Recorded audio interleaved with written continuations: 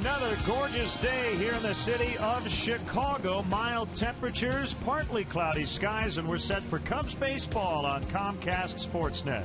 Game 2 of a 3-game weekend set between the Pittsburgh Pirates and the Chicago Cubs. Great to have you with us. A late Saturday afternoon of Cubs baseball. Jim DeShays, Len Casper. 2-0 the Pirates as they shut out the Cubs for the third time this season. We may not see a lot of runs today either. An opening day rematch. Jeff Samardzija takes the ball for the Cubs. Low-run games has been the norm for these two teams against each other. Samardzija last 4 times to the mound.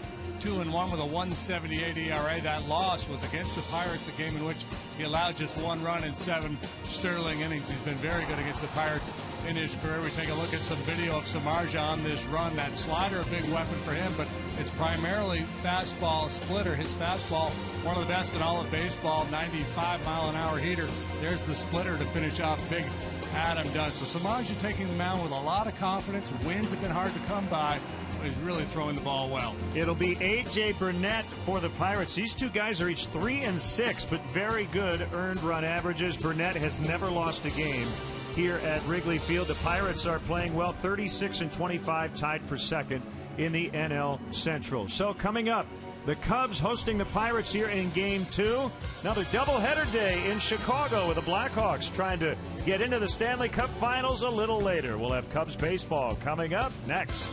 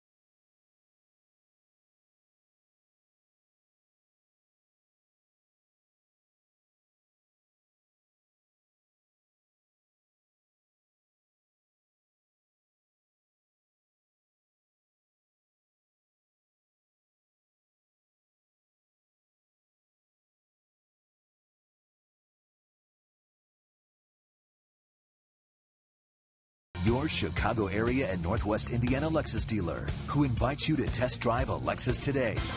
Blue Cross and Blue Shield of Illinois. Through it all. BMO Harris Bank, helping money make sense. BMO Harris Bank, NA member FDIC. AT&T Uverse. Visit att.com/freeyourtv. Rethink possible. Ford. Check out America's freshest lineup at your local Ford store or at localfordstores.com. And by Southwest Airlines. Find our fares online only at southwest.com. What a great view of the downtown Chicago area and Lake Michigan off in the distance. And here at beautiful Wrigley Field, the lights are on for this 3:05 start. Partly cloudy skies today, wind blowing in not very hard. As Cubs opening day starter Jeff Samardzija will head to the mound. And he will face this Pirates Southwest starting lineup. 2 runs on 7 hits in a win for the Bucks yesterday. Starling Marte struggling here lately, but still in that leadoff spot. Travis Snyder hits second. Andrew McCutchen with good numbers against Samardzija and the Cubs. Garrett Jones, a Chicago area native, will hit cleanup. Russell Martin behind the plate. It's Pedro Alvarez at third. Neil Walker at second. Clint Varmus gets the start at short, and the pitcher Burnett. Let's check the defense for the Cubs this afternoon. Soriano to Jesus Shearholtz in the outfield. Valbuena Castro third and short. Darwin Barney continues to play errorless baseball at second. Anthony Rizzo, the first sacker. Wellington Castillo behind the plate for our Lexus Pursuing Perfection starting pitcher.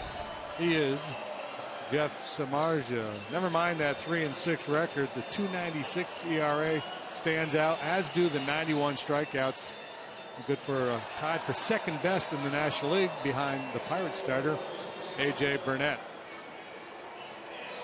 Let's get the umpires. The home plate ump is Dana DeMuth, the crew chief. Paul Nauertz at first. Angel Hernandez at second. And Jordan Baker will handle third. Long stretch of games here against this division. Starting yesterday, the Cubs with 11 of their next 14 within the Central. Unfortunately, they've gone just 6-17 within this division. How about this, JD? The Cubs have 6 wins against the East, the Central, the West, and the American League. The problem is those 17 losses. Yeah, that's kind of bizarre. Hard to explain, and it's been a lot of Pittsburgh and Cincinnati. They have not seen a whole lot of the Cardinals yet. Just a couple of games against St. Louis. 2-7 against Cincinnati, 1-4 against the Brewers, 2-5 now against the Pirates. So it's Starling Marte to lead it off, and he takes a fastball, a riser at that, at 95 for a strike. You're going to see a lot of high-octane fastballs from Samardzija this afternoon. We'll also see a devastating split finger pitch. Working an occasional slider. He'll cut his fastball from time to time in on the lefties. Marte, one of a number of struggling Pirate hitters. Here's a 1-1. Boy, that heater's got a lot of life today. This is his first start in a week, so a little extra rest for him. He had 11 strikeouts last Saturday night against the Arizona Diamondbacks. Left with a 3-1 lead. The Cubs would lose the game 12-4. Had 6 consecutive punch-outs at one point. It was reminiscent of that game he had against Atlanta early on. I guess it was his second start of the year when he punched out 13 in 5 2/3. And didn't win. He gets on a roll like that, and the question is not whether he's going to strike the hitter out, but what pitch is he going to do it with? The elevated fastball, the splitter, you can almost sense it coming.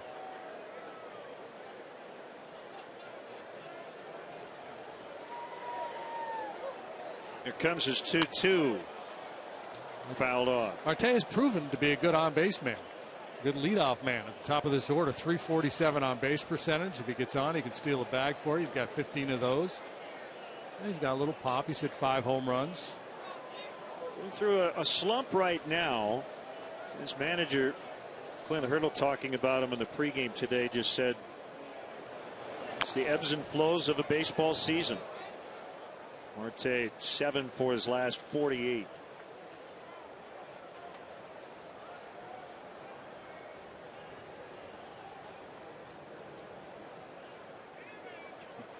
Clint had a good line joking about, young players and trying to project what they are. He said, if you think he's a 300 hitter, he's underachieved. But if you think he's a 250 hitter, he's overachieved. As he lines out to left. Marte went into that at bat hitting 276. Yeah, he's a 276 hitter. Yeah, all about perspective. Yeah, and it's hard to know when a player's that young. You don't know. He's not fully ripened yet. You don't know what you have. Very difficult to know. But that was a pretty good AB there. Hung in there, fouled off some tough pitches, and then hit a bullet. Here's Travis Snyder. He hit 8th against the lefty Travis Wood yesterday. Knocked in their insurance run on a fielder's choice in the 9th inning. And that play was not only a topic of conversation on our air, but also Dale Swaim with the media after the game. And Dale agreed with your assessment, JD, that he thought Valbuena should have thrown the ball to the plate to get Martin instead of trying for the double play because of where Barney was playing. They were playing Snyder to pull. Yeah, with Barney playing where he was, and even if Barney's at a normal double play depth. You still, as a third baseman or any other infielder in that situation, the priority has to be to cut that run off at home. And it's our Coors Light freeze cam. Cubs are already down a run in the 9th inning, so priority again. Come home, cut that run off. You see how far Barney had to go because he's playing Snyder to pull.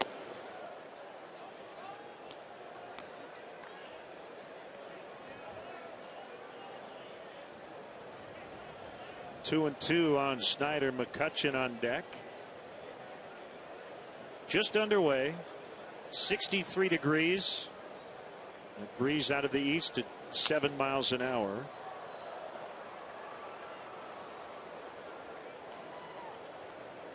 Pirates trying to figure out Jeff Samardzija. This is his 5th career start against them. A lot of relief appearances before he jumped into the rotation. But 32 innings coming in and a nasty splitter, I believe, to get Snyder, who is way out in front. 10 hits, 3 earned runs, and that is his 32nd strikeout. Indeed, it was the split finger pitch, and Snyder caught way out in front. Yeah, that's an 0.84 ERA for Samardzija in his starting assignments against this club. McCutchen really the only guy who's had any success against them. Collectively, their hitters hitting a $130 off Samardzija.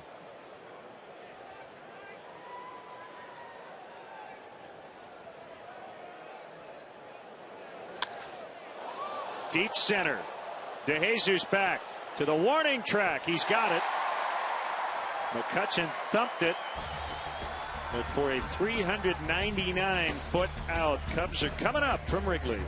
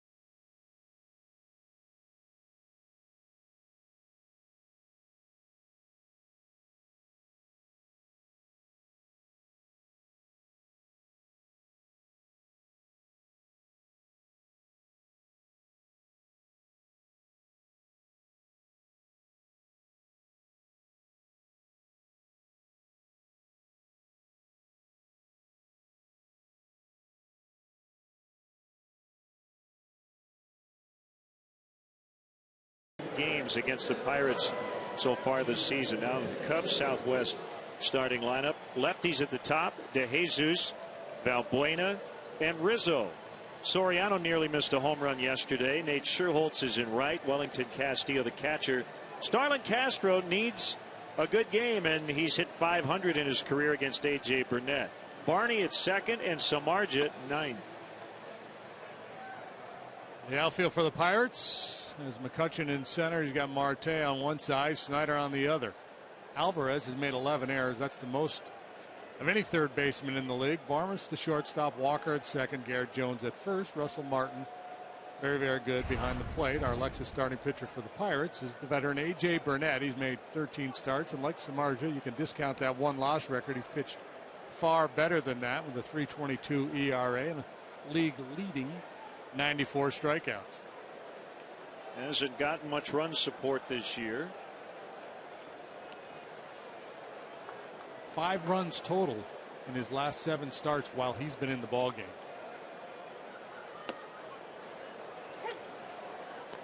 Sinker for a strike on DeJesus. Burnett's 36. Listed at 6'4", 227.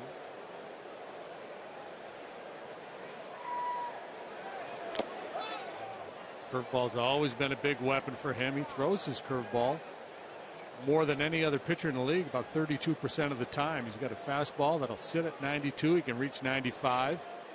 Good sharp curve and a changeup.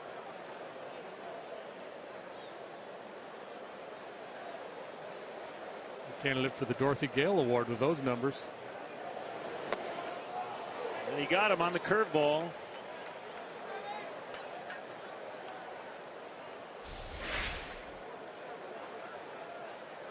Curveball well placed, starts at the knees, dives down out of the zone. I see that a lot from DeJesus. Swinging this strikeout very often. Usually if he does, it's an elevated fastball.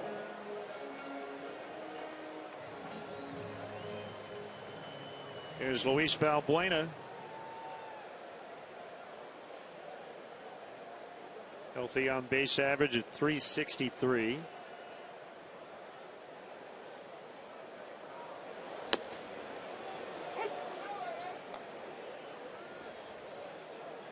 can see Burnett doesn't throw as hard as he once did.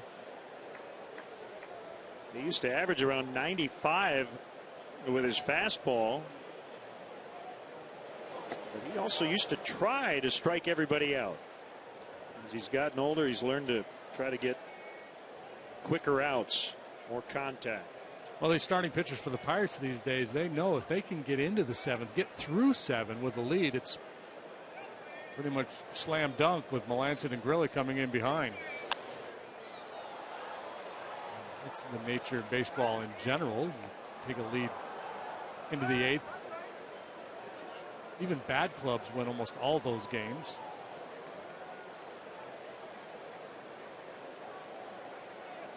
Burnett owns a no-hitter. That was back in 2001 with Florida. He walked 9 in that no-no. He almost threw one here last year on July 31st. Adrian Cardenas. Remember him? He had a 2-out pinch hit single in the bottom of the 8th. That was it. The last time he was on this mound for his career. 6-2 against the Cubs, 4-0 here at Wrigley.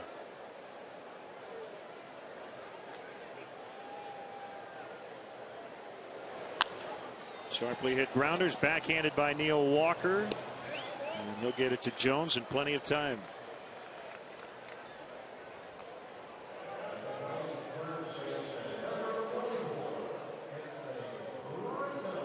Bring up Anthony Rizzo, who hit a game-winning home run in the very first inning of the season off A.J. Burnett.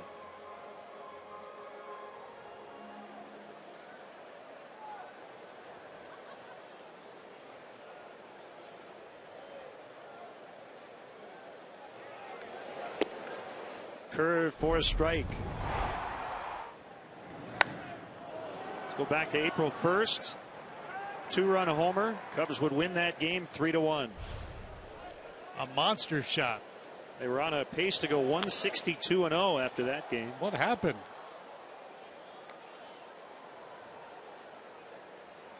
In that game, Burnett threw about 70% fastballs. And real cold day. Hard to get the feel of the breaking ball, perhaps.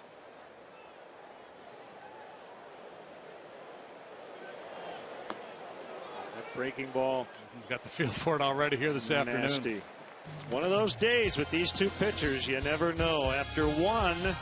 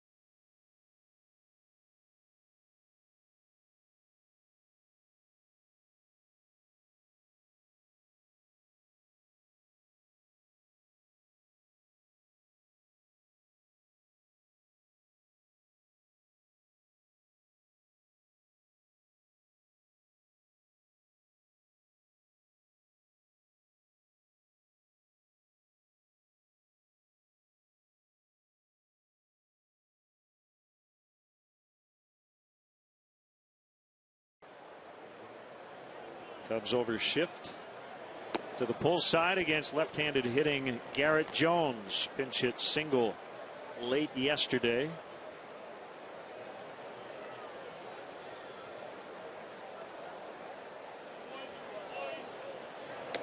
We showed you that home run he hit on June 2nd against the Reds in Pittsburgh that went into the Allegheny River on the fly at 463 feet.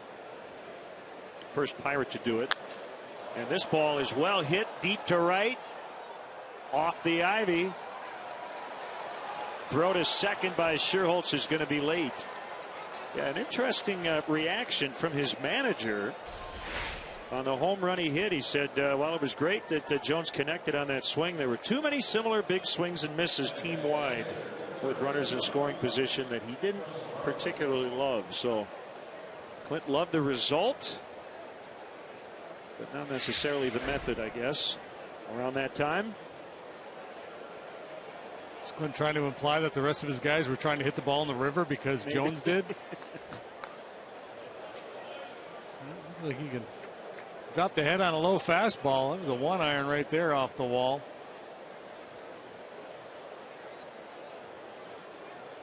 Martin had the game-winning hit yesterday. It was a double in the 6th.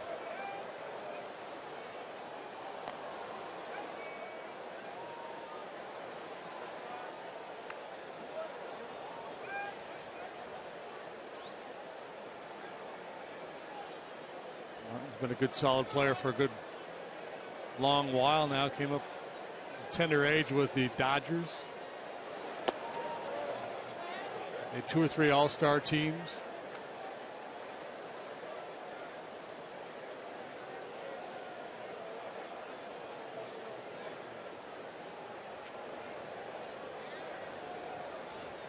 Pretty discerning eye. He's always had a good on-base percentage.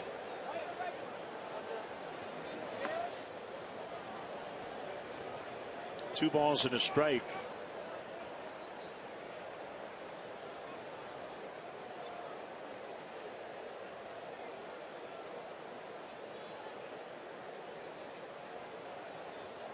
I've got a AAA final for you, partner. Iowa beat Round Rock today 8-5 in Des Moines as Martin able to get Jones to third. Now with 1 out. In that game, Ian Stewart hit 3 home runs. I saw a tweet where he had 2 in progress. 3 for 4 with 8 RBIs. Knocked in all of the I-Cubs runs from the 8th spot in the order. See, well, you draft a third baseman with the 2nd pick overall, and every other third baseman in the organization is going to step up their game. Stewart hitting just 170 even after that outburst today, but it's a step in the right direction. Infield moving in against Pedro Alvarez, who takes a pitch low for ball 1. Steve Clevenger back in action. He's played a handful of games now on his rehab assignment down there. Missed pretty much the entire season with that injured oblique.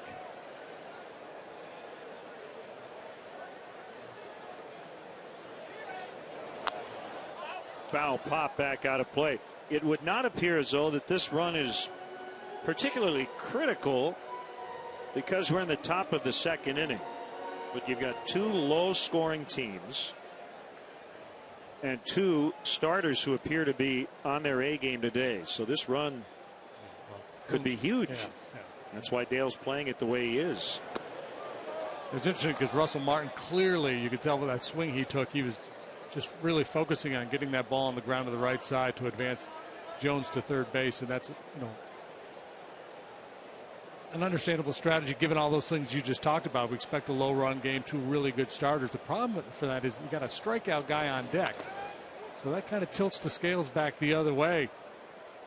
With Samardzija on the mound, Alvarez in the box, if he can punch Alvarez out, that advantage that was provided, that little bit of an edge that was provided by Martin, will be neutralized, and Martin with the kind of a defensive, just get him over there swing. That's the kind of the tug of war. Would you rather have a guy just give himself up to advance, or would you rather see him take try to hit the ball hard the other way, try to drive that run in? Alvarez hanging in there. 2 balls, 2 strikes.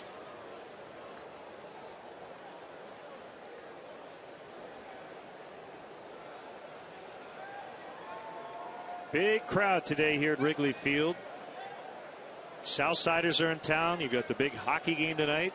A lot of great sports action. As that was a hanger, and Alvarez makes Samardzija pay. Picks up his 32nd RBI, and it's 1-0 Pirates.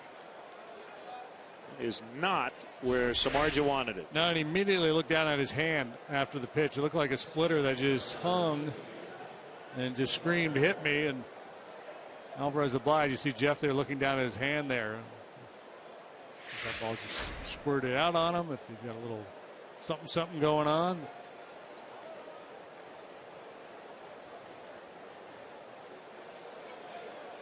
Switch hitting Neil Walker.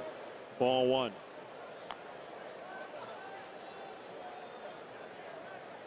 One for 4 in the opener.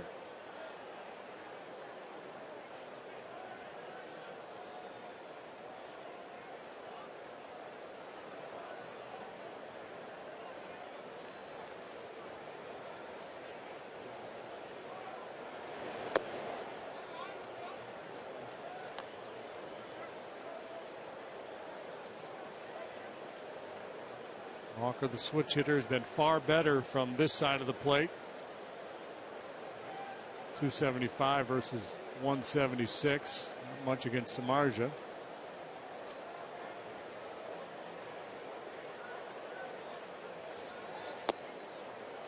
Now 3-0.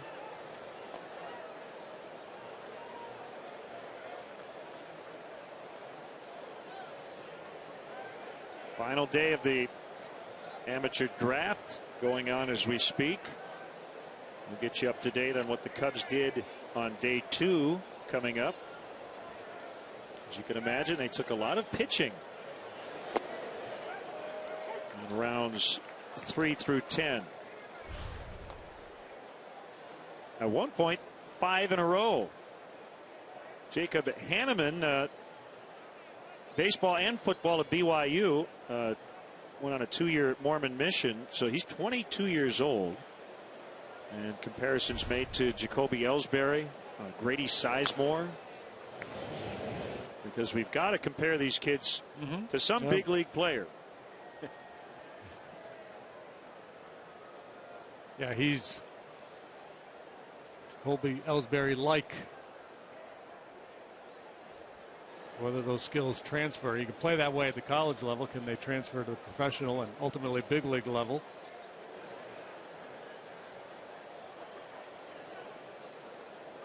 Alvarez runs on the 3-2, and the ball's bounced into right. Alvarez to third. Third hit of the inning. Clint Hurdle probably can't believe his eyes, given what he has seen from Samardzija in the past and what he's seeing here in this second inning. He's got to be really pleased with the swings his guys are getting at Jeff. This ball not crushed by any means. Walker able to pull it and exploit that hole on the right side. Alvarez on the move, scampers into third base, but Marte started the game by lining out to left field. McCutchen hit that deep drive to center to end the first. Some pretty good whacks at Jeff here. Jones' double was a bullet, as was the RBI single by Alvarez.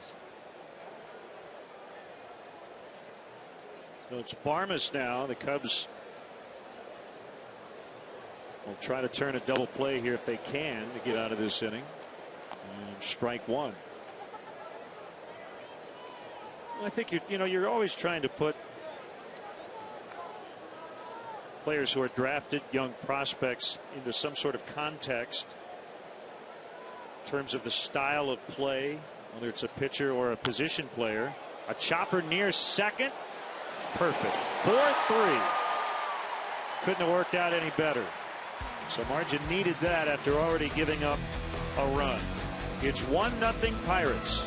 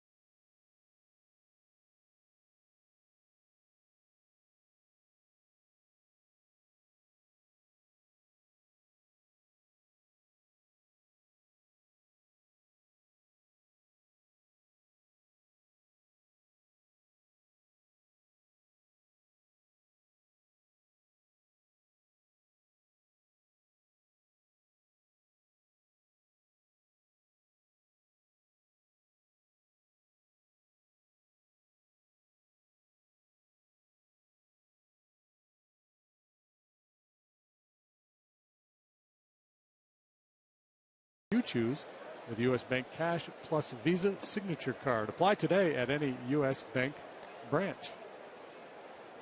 Seems like a good deal.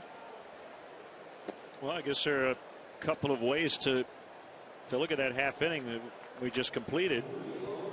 Either that'll be the key run for the Pirates today, or they wasted an opportunity.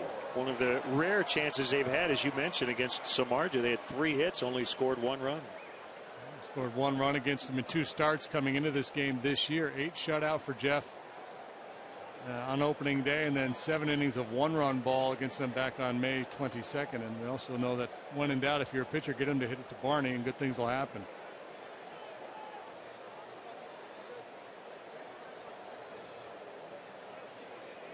Soriano thought he had a home run yesterday, but the wind knocked it down in straightaway center field.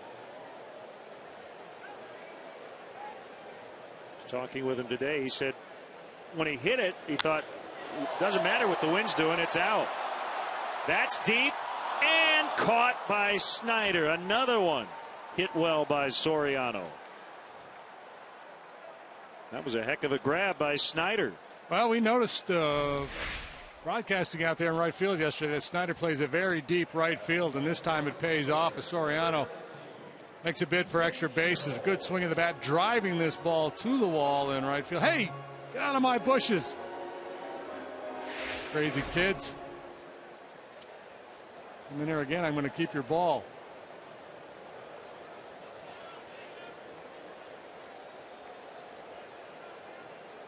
Now Nate Scherholtz.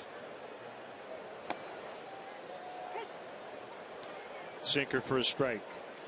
Yeah, it is. It might be a good matchup for Nate because of that sinker. Nate's pretty good down there, down and in. I've seen him rifle that ball into the right field corner more than a few times this year.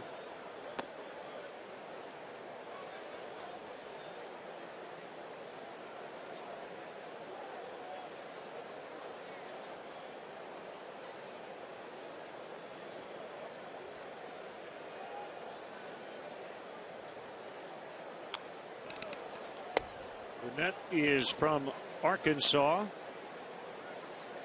Now lives in Maryland in the offseason.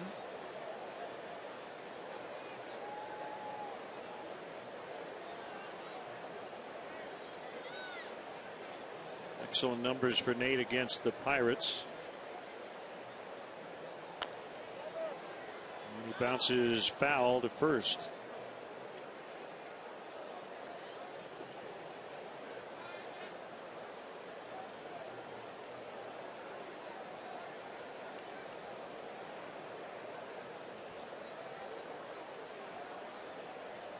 Not a lot of plate appearances for Nate against Burnett. He's 3 out of 5, though.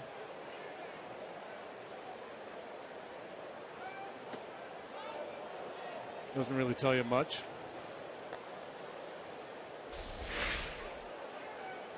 Trying to backdoor breaking ball here. And stays off the edge.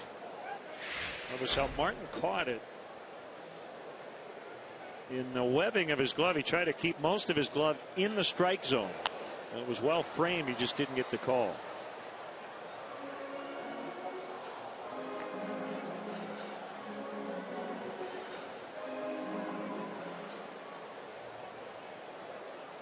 .140 career wins for Burnett against 127 losses. Lifetime ERA of 4.02. Year in and year out, you count on him for double digits in wins. Left field, Marte will get there for the out. And don't miss the exciting opportunity to go behind the scenes of the legendary home of the Chicago Cubs with Wrigley Field Tours. Guided tours include visits to the press box, clubhouses, dugouts, as well as a chance to actually step on the field. This must-see Chicago attraction houses almost 100 years of history.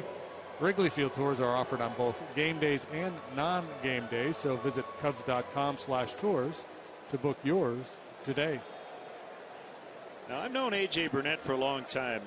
He has a lot more tattoos than I remember. Both arms, both legs. And there was a pitcher by the name of Justin Miller. Does that sound familiar? Oh, yeah, with Toronto. Wasn't he required to wear long sleeves because he had so many tattoos? I'm not saying Burnett should have to do such a thing, but he might be on the borderline.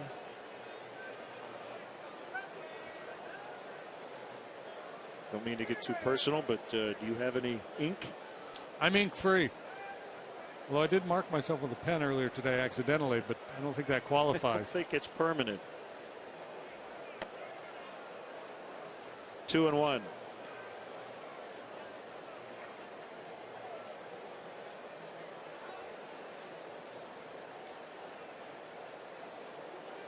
Well, quote from your favorite show. Not that there's anything wrong with that. No, there is not. Ooh. Castillo caught in no man's land, and now it's 2-2. Yeah, you know, and when I was playing, hardly anybody had tattoos. It's a generational thing. Guys are into it more now than they used to be.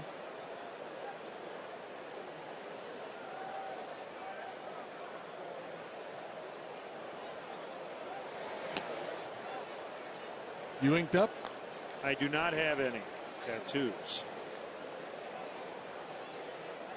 I'm not against it. I just haven't found something that works for me. You know those guys.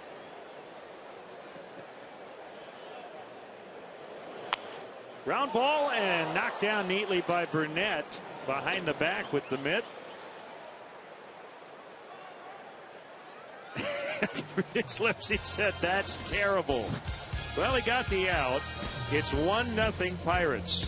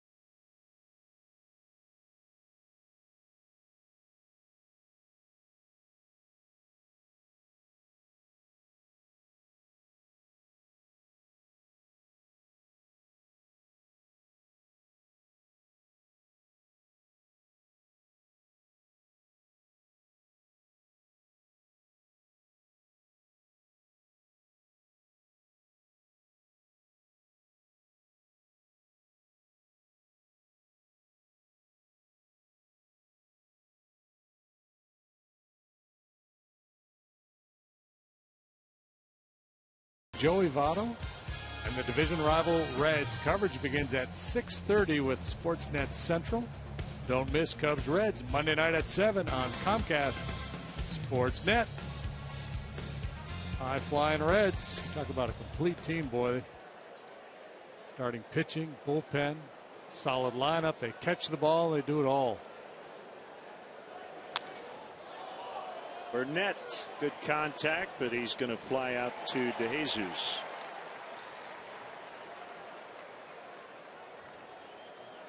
All right, Mr. Former Pitcher. So you've got Burnett and Samardzija with good stuff today. Now, Samardzija is a better hitter than Burnett is. Would it be a good idea for these pitchers just to take some pitches and make them work, considering the odds of them getting a hit? Well, Samardzija can hit the ball out of the ballpark. And he's not Babe Ruth, but he's capable. So if he cheats on one, it just depends on how the game plays out. But yes, generally yes. Because now you force Marte in a position where he probably feels like he has to take a pitch. That's the real downside to it.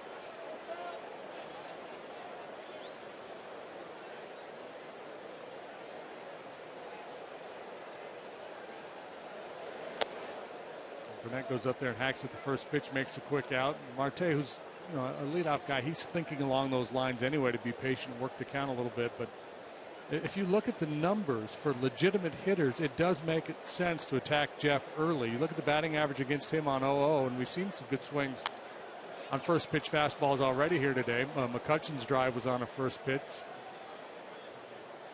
He's very aggressive with that first pitch fastball. So if you're a legitimate hitter, attack early, that's fine. Pitcher in the batter's box, probably better off taking a couple of pitches.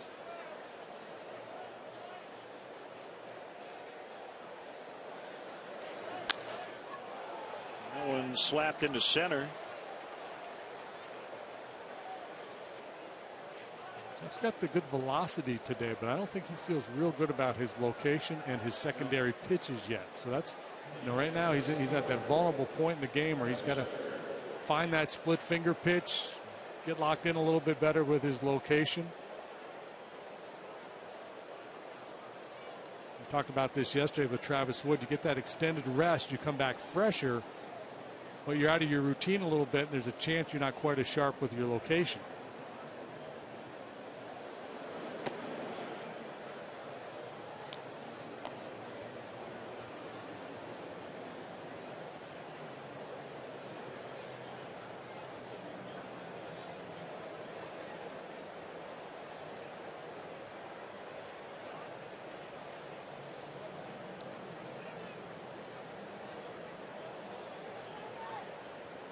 So Margie gets a sign from Castillo. Here's a pitch with Marte running outside for a ball. The throw flagged down by Castro on the bounce, but Marte has a steal.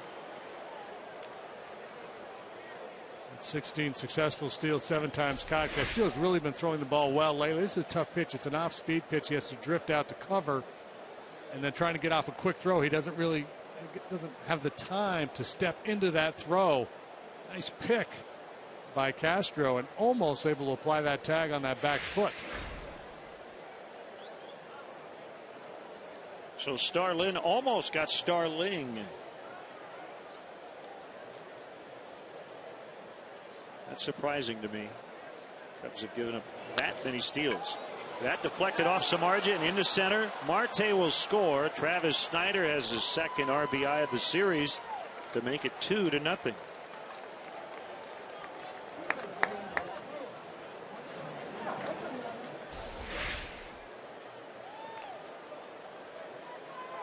Two-seam fastball down and away. That's not a horrible pitch. Just a good job by Snider staying on that ball. Stolen base cashed in there by the Pirates. As it did not deflect off the glove of Samardzija.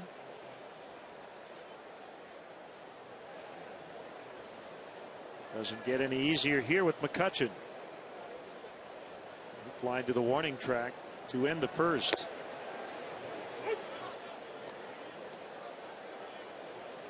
First pitch, get over slider there. Nice adjustment made. We talked about McCutchen attacking early. We've seen it from a few of these Pirate hitters. If they're jumping on that first pitch fastball, time to put a little wrinkle in it.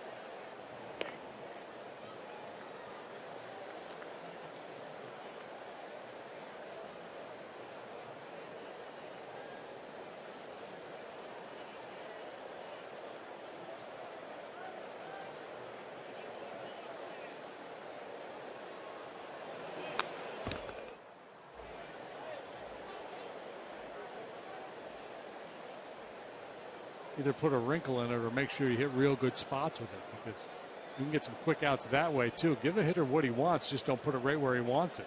He's up there looking fastball. If you make a good pitch with it, down on the corner, in on the hands, get a little weak contact. Good way to keep the pitch count down. 1-2. Samardzija really speaks to how difficult this game is. There are days when you don't have your good stuff and you get hit around. There are days when you don't have your stuff but you locate it, you have success. And then there are days like this where you've got velocity but you're not locating. Every day is different for a starting pitcher. And these are the types of days that are the most frustrating. When you go out there and you're in the bullpen and the ball is leaving your hand and you got good hop on your fastball, you think everything else should kind of fall in line with that. That's the lead dog, that fastball, especially when you throw as hard as he does.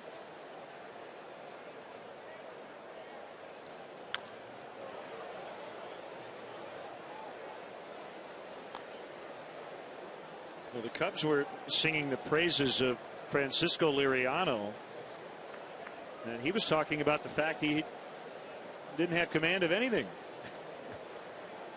And he was behind in the count a lot yesterday. He walked 5, but he made very few mistakes over the plate, or at least he paid for very few. The Cubs just didn't put the ball in play hard off him very much at all. Dale compared him, when he has his good velocity, to CC Sabathia.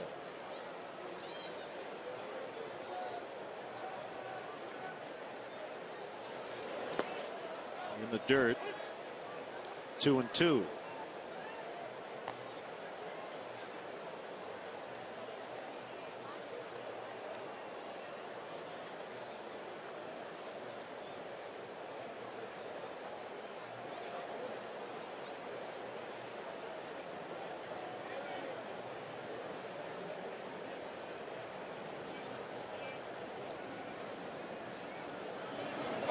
Swing and a miss. So he gets McCutchen. That's his second strikeout. And I'm not sure he's thrilled with the location of this one either. It's an 84-mile-an-hour splitter, belt high, moving up and in on McCutchen. I don't think that was the plan for that pitch. The off-speed nature gets the job done, but in a dangerous spot.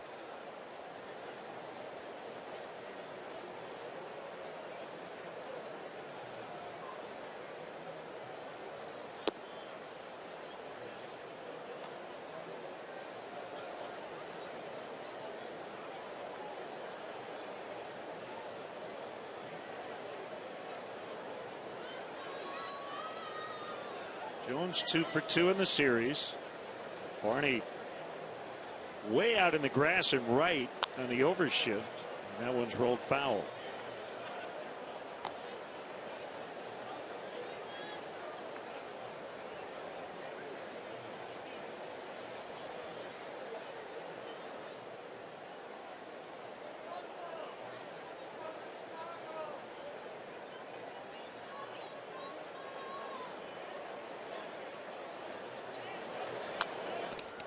Barney playing out there in short right field. It really would allow Nate Scherholz to even back up, play a little deeper if he wanted.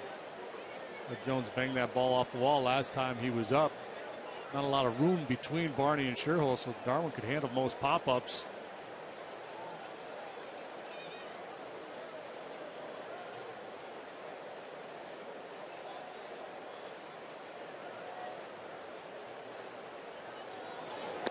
Swing and a miss on the split. And the inning is over. They add a run. They won 2-0 yesterday, and they lead 2-zip early today.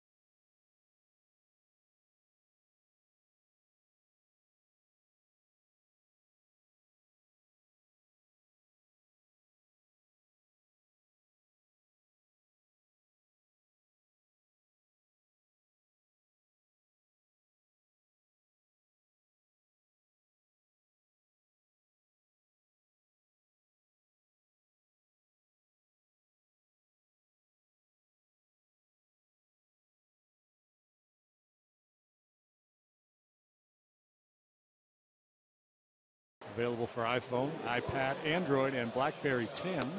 At Bat delivers Cubs baseball with live audio, pitch tracking, stats, news, highlights, and more. Text At Bat to 31826 or visit Cubs.com for details. As Starlin Castro gets ready to hit, let's hear from his manager, Dale Swaim, on some of the mechanical issues he's dealing with.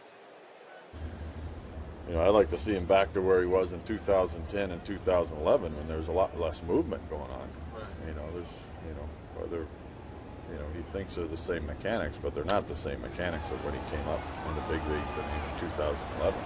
Is it hard to instruct the guy? guy? Might look the same, but it's way more movement going on as the pitch is being delivered.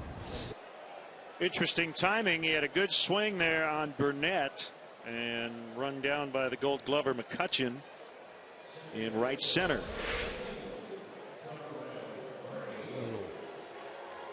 Waggle, waggle. Big leg kick. This time he does get the head out in time to hit this ball with authority.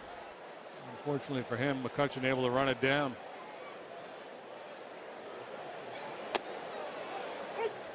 Called strike.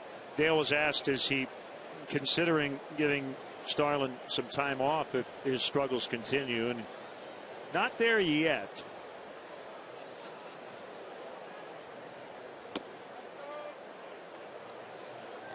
I think the reason you give him a day off, I mean, you got to, I think, have a concrete reason that he's working specifically on something mechanically that, you know, he can't really work on in a game, so you don't want to go back and forth on something. I don't think he's just going to give him a day off to give him a day at this point. Sometimes you need, you know, you give a guy a day off just for a mental break, just to clear his mind a little bit. And then you take that day to do a whole bunch of work before the game, right, in the batting cage if you're trying to implement some kind of a change. First, the players got to buy in. The players got to agree with you. And Dale talked about his bat speed. He said he doesn't feel like he's lost bat speed. He just feels like his timing is off. The ball's getting too deep into the zone because of all that movement.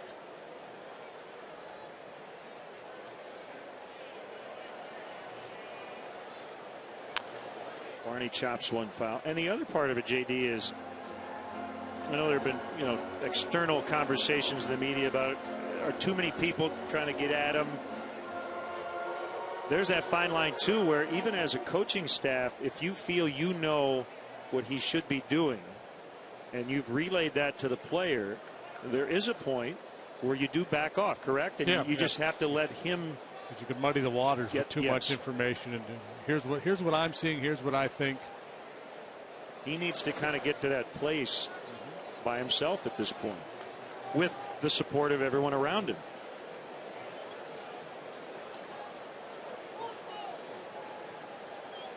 And I'm not suggesting this for Castro in this particular situation, but I've seen players really struggle in the past, and guys have been around for a while. And, you know, the best thing for them would be a trip to the minor leagues. Just get out of the bright lights for a while and go down there and try to implement some kind of a mechanical change. I don't think we're at that point yet where Castro, and that would be a really tough pill to swallow for him. But sometimes it's the best thing for a player. Barney's the first base runner as he gets hit by a pitch.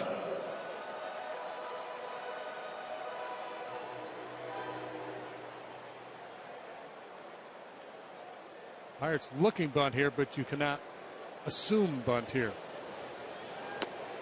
And a called strike. That was ball 4. It was not hit. Well, if the bunt was on there, that's pitch probably ought to get down.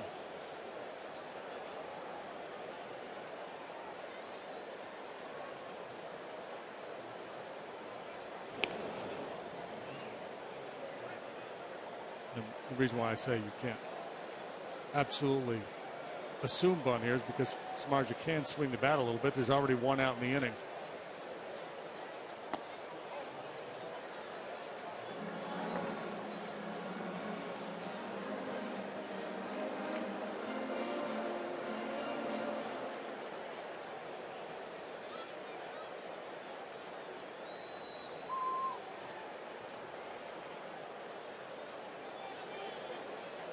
Here's a 1-1 bunted, but it came back up and hit either Jeff or the bat, so it's foul.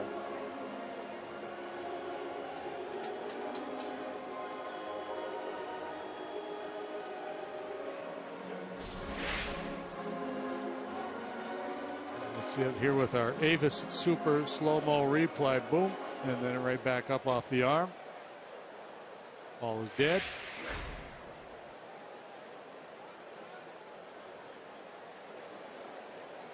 Go ahead, swing away, hit one in the seats.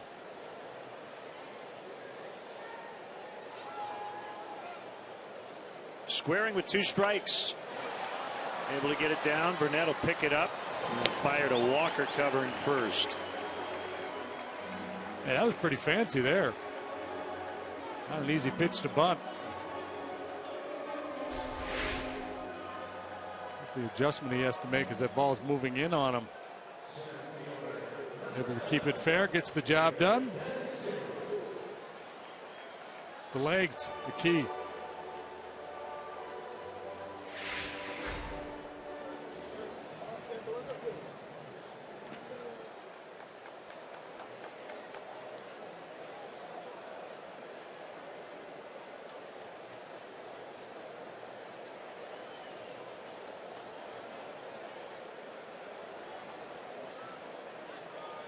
Two-out RBI chance for DeJesus.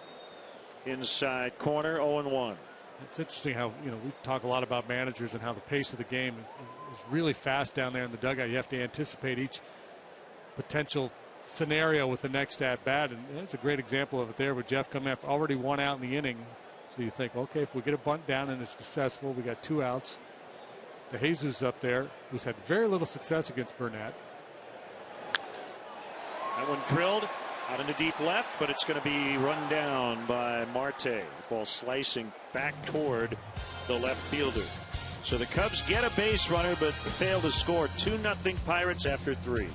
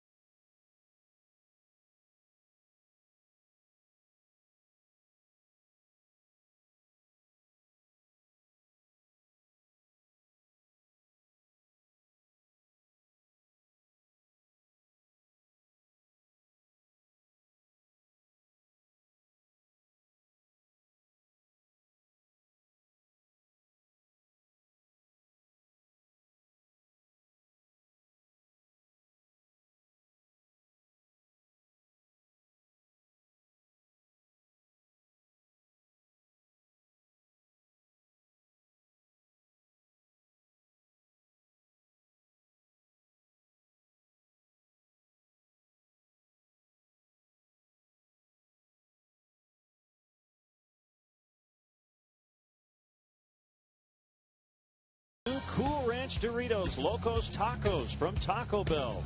Live Moss. Menards grounds crew raking the infield dirt as they do every day here at Wrigley Field before the 4th inning. Cubs have made pretty good contact on A.J. Burnett, but without a hit through 3. Martin takes a Samardzija fastball at 96, 4 strike.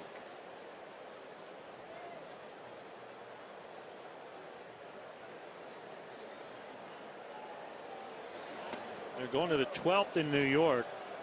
Marlins and Mets are tied at 1. Matt Harvey had to leave that game after 7 innings due to lower back tightness. Gave up 1 run in his 7 innings of work.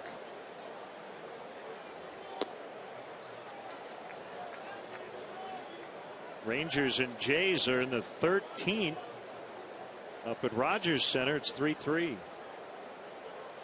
Today for extra innings. At Marlins Club, they could take BP in the hotel lobby, couldn't they? And they just don't score at all. They have out hit the Mets 10-5, but again, each team with only 1 run. Angels leading the Red Sox 9-5 in the bottom of the 9th. Trying to put them away. The Red Sox with 3 runs in the 9th. Full count, 3-2. That's a doubleheader. Angels and Red Sox will play a little later tonight as well. Clay Buchholz will try to improve to 9-0. Off the outside corner for a leadoff walk. I talked earlier about Martin's discerning eye over the years, a high on base percentage, his fastball tempting, but just off that outside edge, and he works a leadoff walk. First freebie of the day issued by Samardzija. Florida Marlins have scored 177 runs this year in 60 ball games. That's 130 runs less than the Colorado Rockies, who lead the league with 307. It's under 3 runs per game. Wow.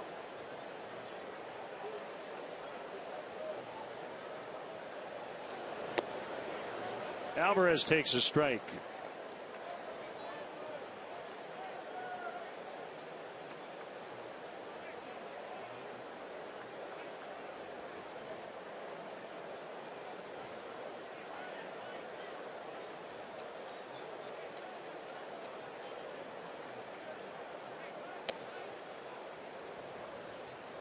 Got a note from Ari.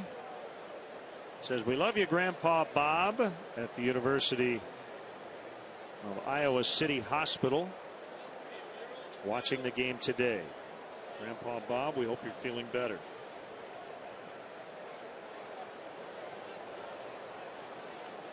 Birthday salutations to my sister Bev today, celebrating a birthday. And watching us back in New York. Happy birthday.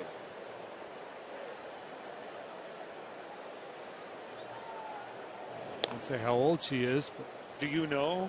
If you think contiguous and lower.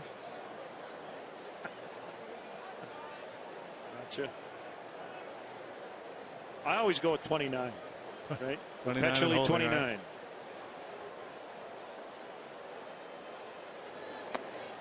Two and one.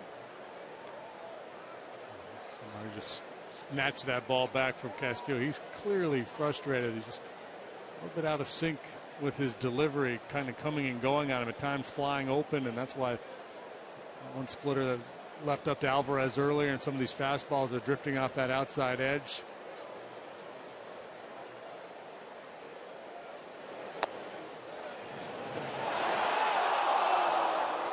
Castillo had a couple of pickoffs in that Angels series, and he almost nailed Martin. It's the time to do it. You get a big swing and a miss from a left-handed hitter. That base runner with his secondary lead sees the swing, starts to cheat a little bit further towards second base. Snap throw, close play. Looked like he was in there.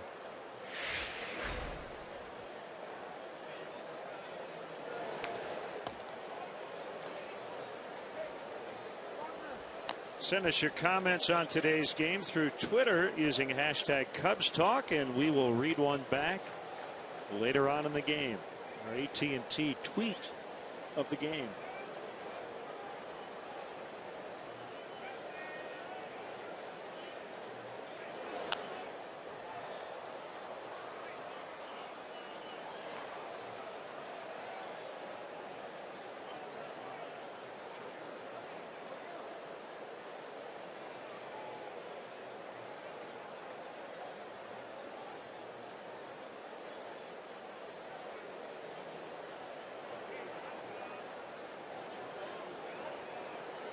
Comes a 2-2. High deep drive to right. And it will go On to Sheffield. Pedro Alvarez with a 2-run blast. He's knocked in 3 today. Samardzia's gotten 2 strikes on him both times, has not been able to put him away, and it's just that inability to make pitches with his splitter and getting him in trouble. That ball just does not have the typical sharp downward tumbling action that we see. It's been floating or drifting. Alvarez out in front a little bit on that front side, but the hands stay back, and then do they ever explode through the zone? That one might have found the Allegheny back in Pittsburgh. First homer allowed by Samardzija in his 5 career starts against the Pirates. Still nobody out. 8th home run allowed by Jeff this year. 5 of the previous 7 were solo shots, so he's been able to minimize the damage with the long ball. This one comes after the leadoff walk. OPS on base plus slugging, the walk and then the long ball.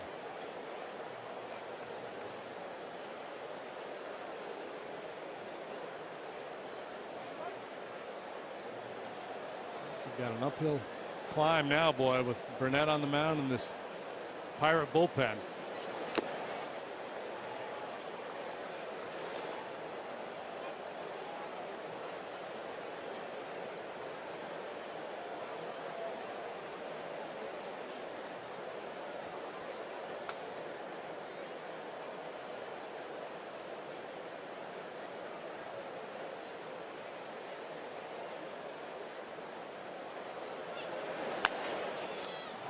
To Samardzija. Out number 1.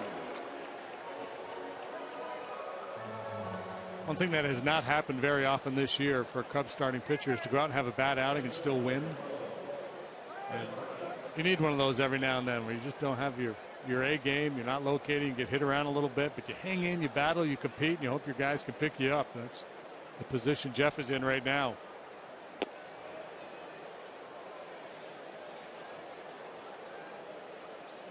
Say Matt Garza did that the other day against the Angels. Gave up 4 runs, but he went into the 7th. Cody Ransom able to tie it up with a 3-run homer. The Cubs would win it in extras. A little easier to keep a guy in an American League game when his spot doesn't come up in the lineup.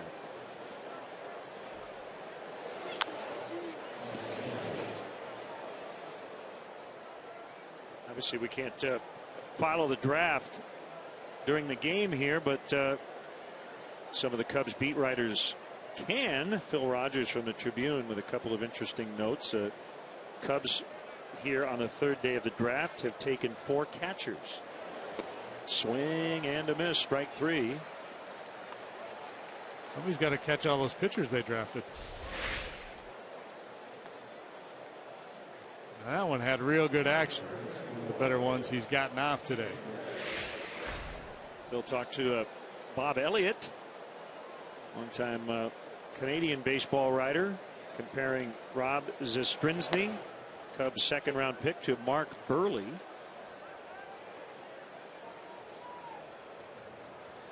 And Kerry Muscat, who covers the Cubs, and Phil with the Tribune, of course. Kerry Muscat with MLB.com.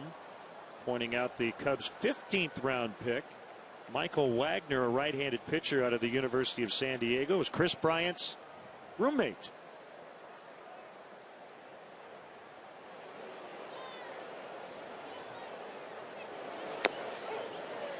Slider, strike 3 called to end the inning. Pedro Alvarez with a long 2-run homer, and it's now 4-0 Pirates.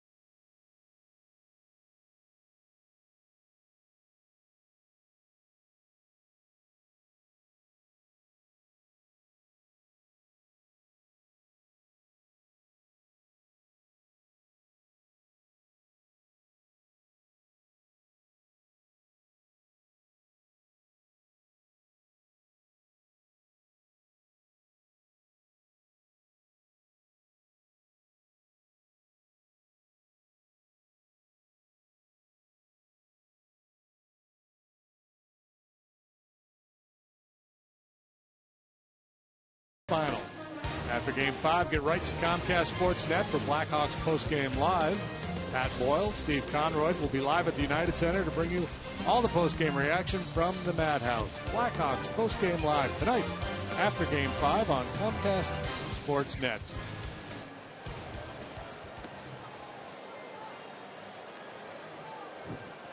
These guys. They're officiating out in the bleachers.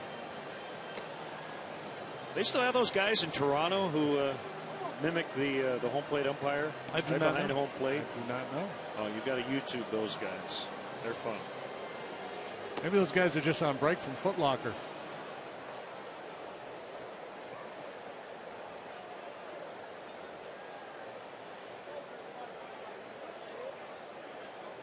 A lot of zebras out there today. Yeah, she's kind of doing the fake zebra thing. I haven't seen a lot of umpires with checking their cell phones, but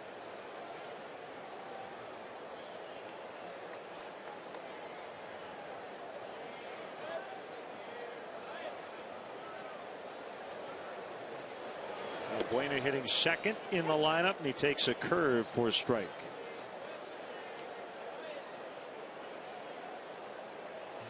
Talked about the run support earlier. It has just not been there for A.J. Burnett.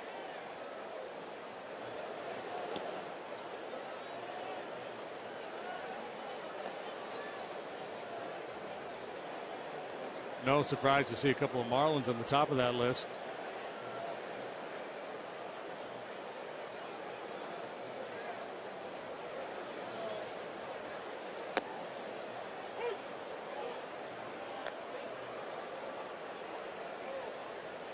Well, this is an embarrassment of riches for him here today to have 4 on the board.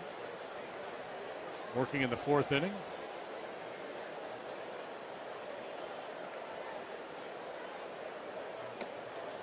Swing and a miss, strike 3.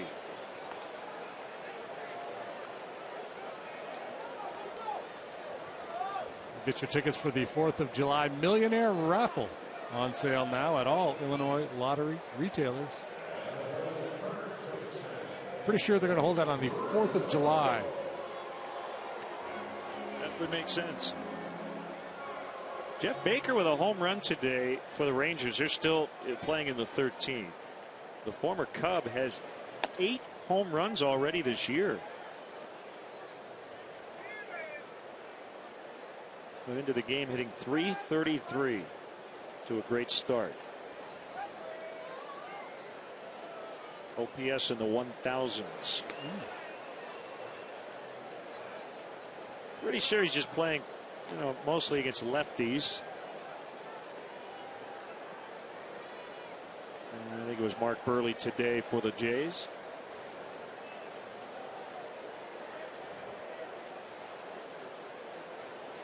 A good matchup. Burley and Darvish both went 7 innings.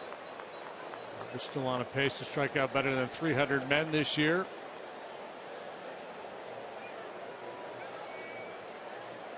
Let's see. Darvish today struck out 7. Gave up 3 runs, 2 earned.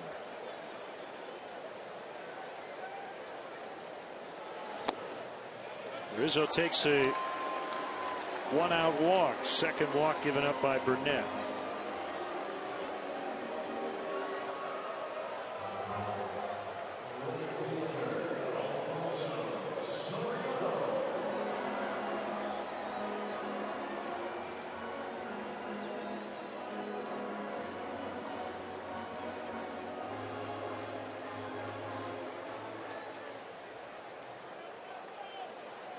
Did you notice the song Gary Pressey played as Soriano came up? You can call me Al. Paul Simon tune. Nicely done. I remember the video with Chevy Chase. Yep. Now I got the horn section in the back of my head going off, and it won't go away.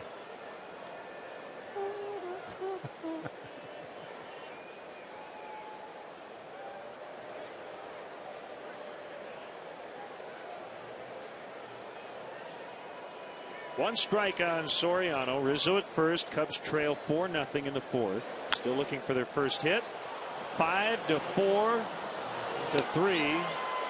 to end the inning. First double play turned by the Pirates today. Cubs still without a knock. It's 4-0.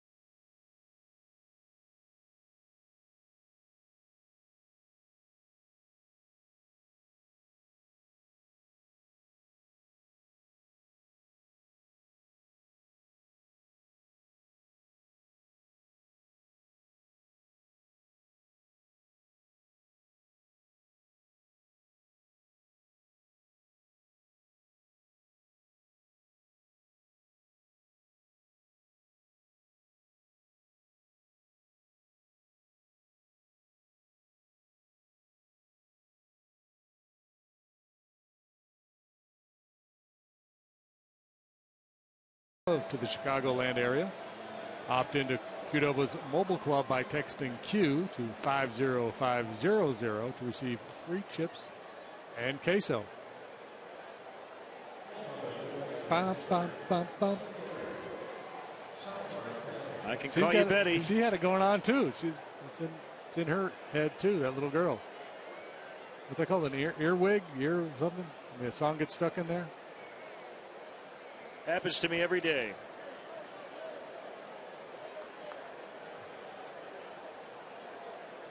Top of the order here, third time around for the Pirates against Samardzija. Starling Marte fouls into the upper deck off of first.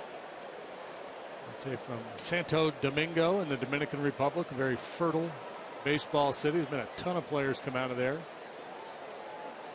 Mom passed away and he's just a little guy raised by his grandmother. Just ladles that one out into right center for a base hit. He's 2 for 3. Pirates are having their best day ever against Jeff Samardzija. Well, that's kind of the other part of this. You know, his location obviously has not been good, especially with the splitter, but the Pirates have had a lot of video to look at to try to figure him out, and they hadn't over his first 4 starts against them. First time they've broken through against the Cubs ace.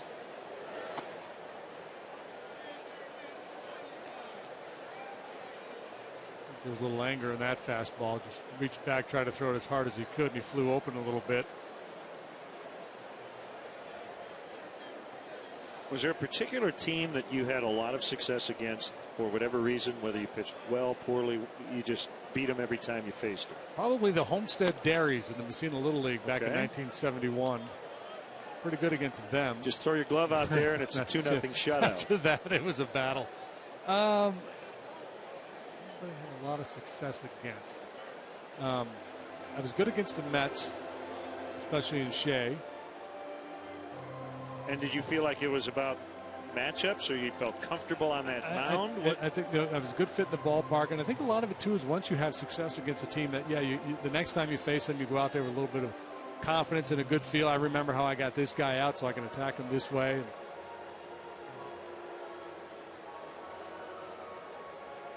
I remember when I was with the Astros doing this job. Roy Oswalt, I think, started 15-0, 16-0 against the Cincinnati Reds. I mean, to see that kind of dominance over that long a period of time is really rare.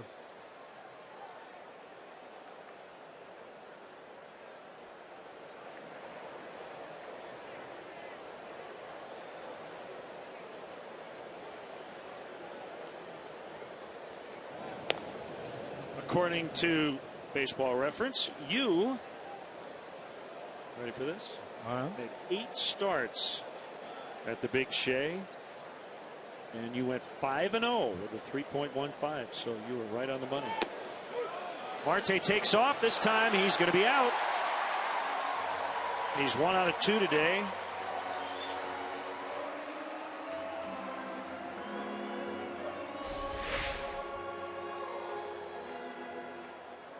This time Castillo gets a better pitch to handle a fastball right over the plate. He gets off a good throw, a little short hop, but well played by Castro, and the tag applied on the shoulder. High fly to left off the bat of Snyder. A matter of 2 pitches goes from no outs to 2 down. Let's do some news and notes for you as we sit here on Saturday, June 8th. Cardinals keep rolling. 9 wins for Adam Wainwright. Beat the Reds in Cincinnati. Cardinals first team to get to 40 victories. Got a good Justin Verlander note here in a second. He's won 4 consecutive starts. And Jeremy Bonderman gets his first win since 2010. And back, Jeremy Bonderman. So Justin Verlander. All right. When the Tigers starter comes out of the game, Jim Leyland gives him a handshake. And I guess media members in Detroit call it the handshake of doom. So when the skipper shakes your hand, if you're a starting pitcher, you're done. So I guess last night Verlander intentionally avoided him. He went to the other side of the dugout, thinking, okay, if Leland doesn't shake my hand, then I get to stay in. Well, eventually Leland found Verlander and shook his hand after the 7th inning. So Verlander kind of joked about it after the game, but Leland was not amused. Saw that. Oh. Quote, you might think that was comical, but I don't think it was comical at all. And now Soriano better close the doors. Manny Ramirez here? Yeah, I don't know. Maybe Hawk's back there getting ready to climb out of the ivy. I think Jimmy Leland used the term effrontery. Any other manager would consider it effrontery.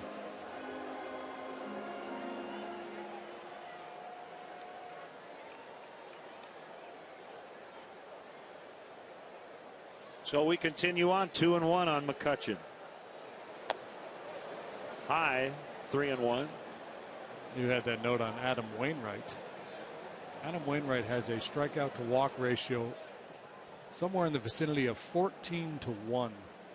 Which would be a major league record. Outs. A run in to make it 5-1. Here's Andy Dirks.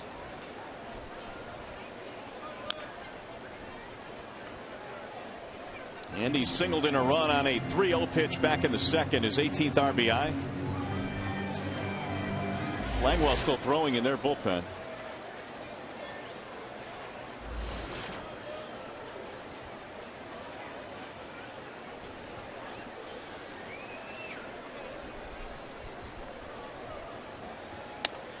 Ball outside. 1-1 to Dirks. He's done some of his best work against the Indians this year. Came in at 346. Now has 5 driven in against Cleveland pitching. And he shoots this one toward left center. That is going to drop. Base hit right in front of Brantley. Dirks does it again. It's another 2-out run for Detroit.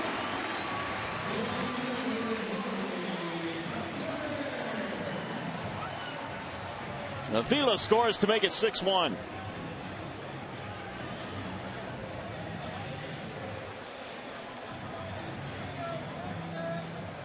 Nineteen RBIs now for Andy.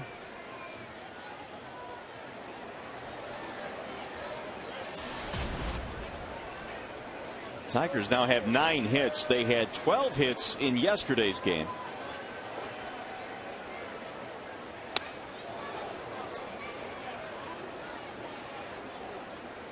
Torrey is single and a walk.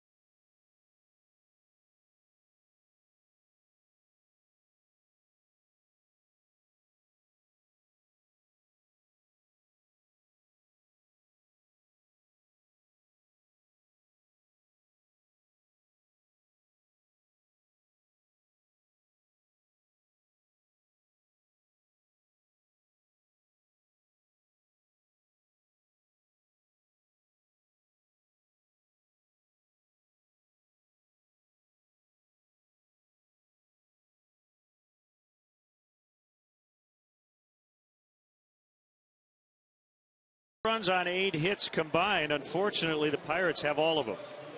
A.J. Burnett hasn't given up a run, nor has he allowed a hit. 2 base runners, both on walks. One was eliminated on a double play ball, so he's faced 1 over the minimum here through 4 innings.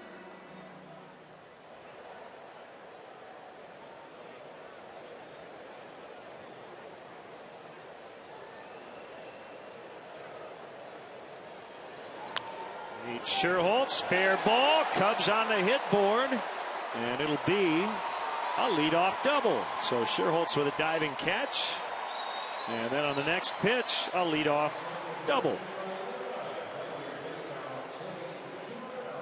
Do it all, Nate. We talked about his ability to get to that fastball down and in. This is a curveball down and in.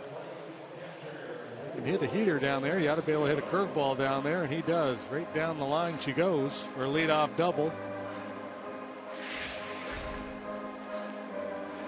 Got to walk before you can run.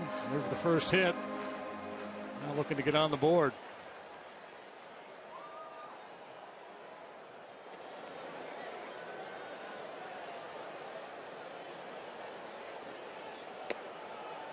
Curve for a strike on Castillo.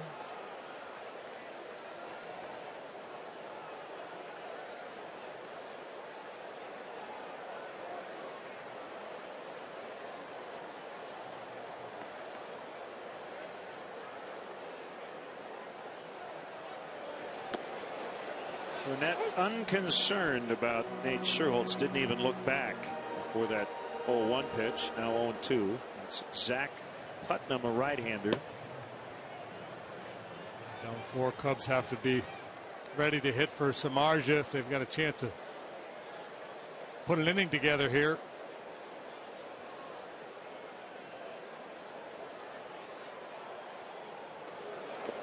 And a meek cut at strike 3.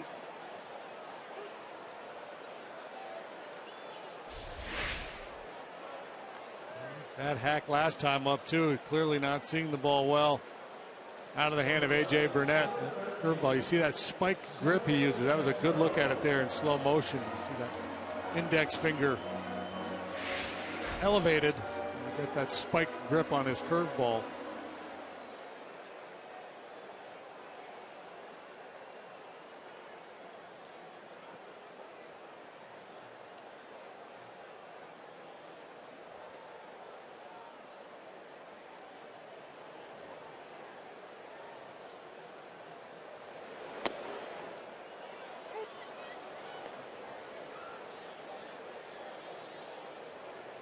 I hope this makes sense, but A.J. Burnett has made the strike zone look big today, and I think he is throwing strikes. I don't think Dana DeMuth has really given him a lot of borderline pitches. It just looks like he's used the entire zone. Yeah, and I don't know that he's, in many cases, really trying to be real pinpoint with his location. To me, he's a guy with a plus fastball. He's got good life on it. He's willing to throw it towards the middle of the plate and let it run this way or that. And then the curveball, you know, that's such a good pitch for him today. He may have thrown a couple of changeups, but I've seen pretty much fastball, curveball throughout. Lined and caught, so Starlin can't get a break. He's made good contact twice.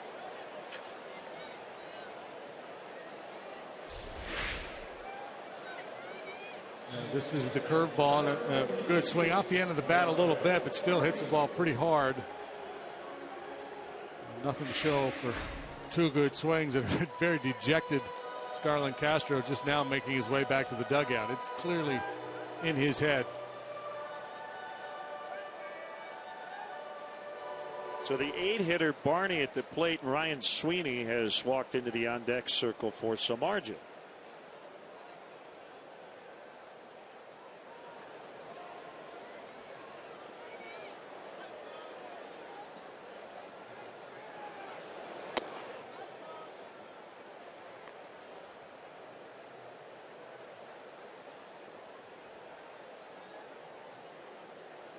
The other thing about Burnett, because he throws his curveball so much, that's the hardest pitch to get a called strike on because it has so much movement.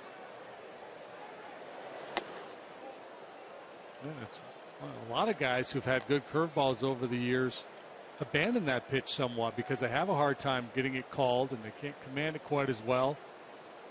And they'll tighten it up and go with more of a slurvy breaking ball or go to a slider.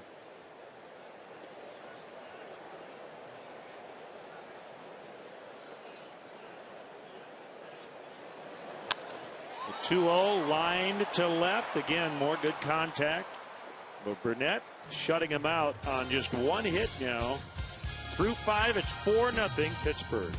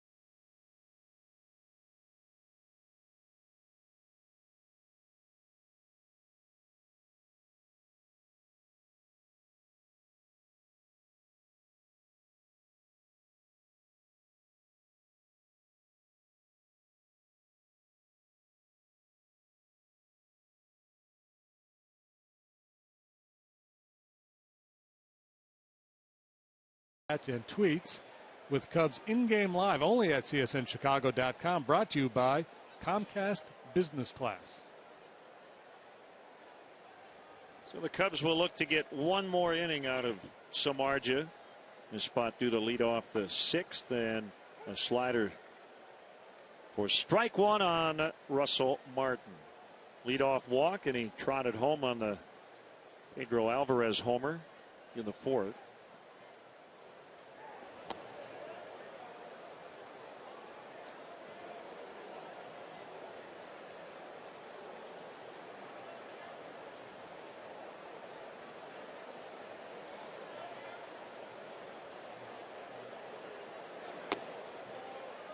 Just outside.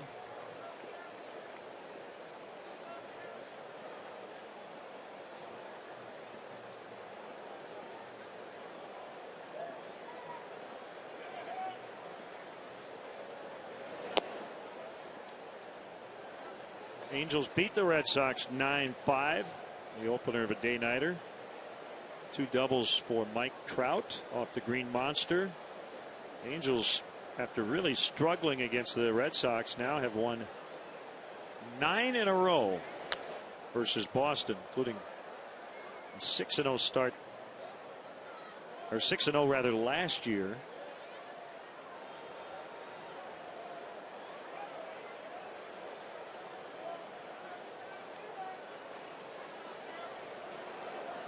Angels can beat the Red Sox, they just can't beat the Astros.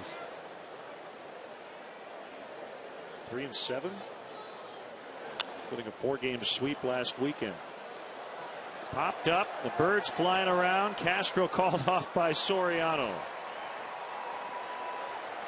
There's a fire drill out there in left center.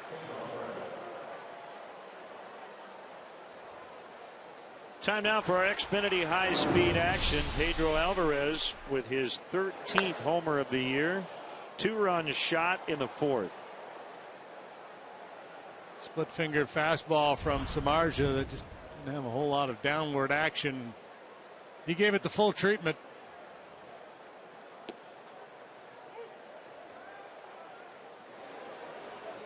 They're in the 15th in Toronto, 3-3. Rangers and Jays. They're in the 14th in New York. Marlins and Mets, 1-1. Those were the early starts. What happens when you try to get a jump on everybody?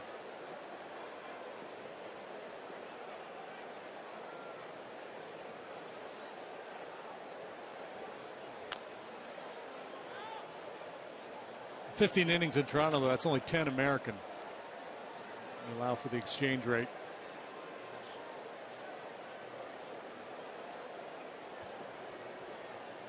They haven't really been able to get any traction, have they? They're still in last place in the East, 10.5 games behind the Sox.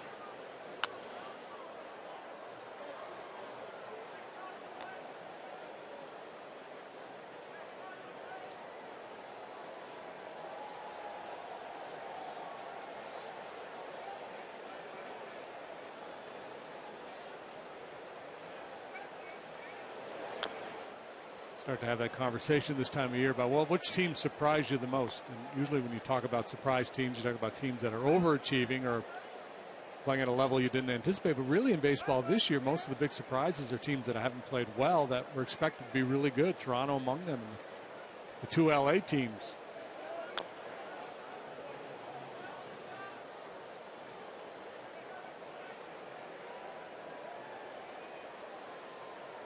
Yeah, we just saw the Angels, and they've been tough to figure out. You look at their lineup on paper, and it should be one of the best in baseball.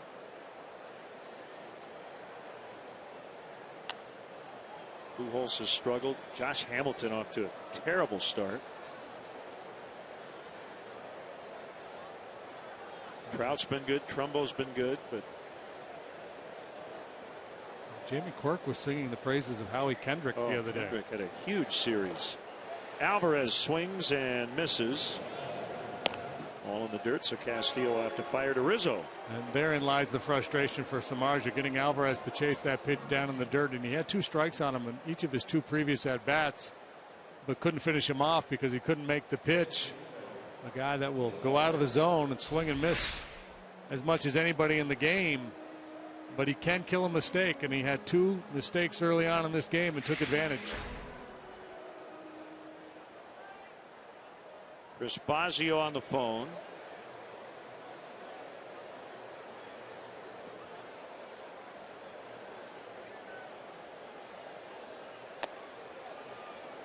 As Neil Walker takes ball 1. Looks like Putnam will get up once again.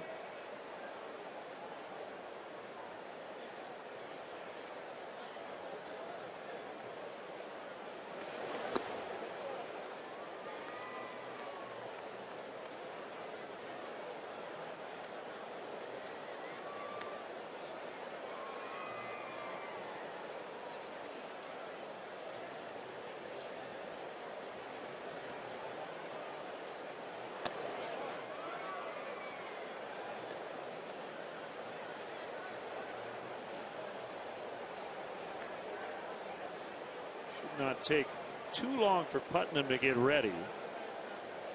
So Margie had 109 coming off 115, a season high, although he did have some extra rest.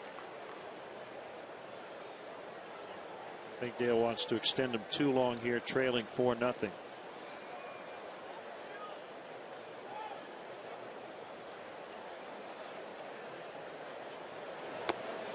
Three and two.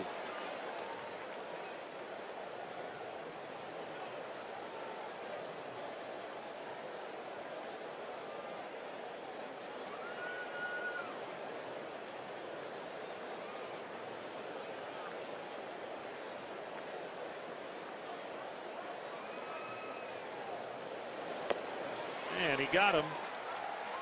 His 7th strikeout, probably his final pitch of the day. Still 4-0 for the visitors.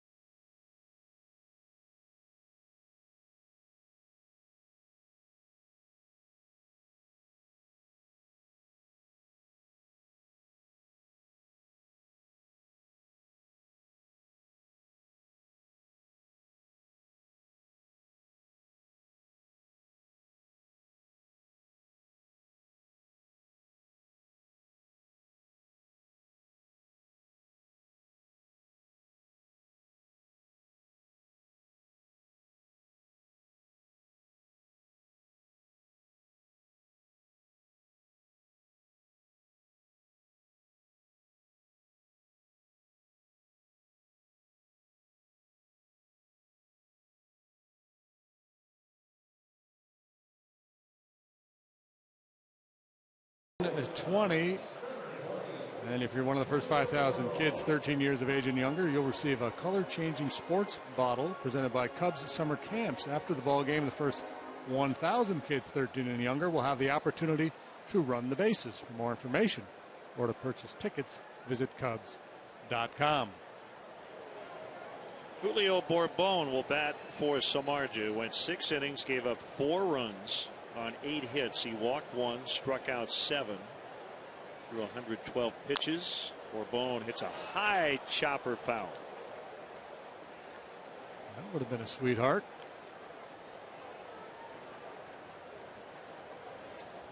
Four out of 13 in the pinch.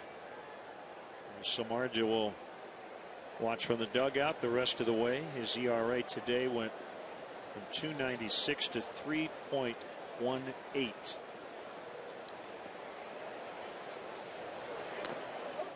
Burnett trying to go the other direction. He started at 3.22. He's at 3.03 currently. Both guys 3 and 6, despite having very good ERAs.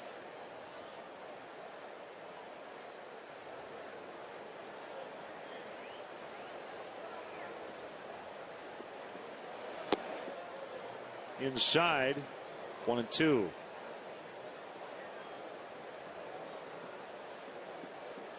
A.J. Burnett, a 16-game winner for the Buccos last year. His first year in a Pirate uniform after a little bit of a bumpy ride with the Yankees.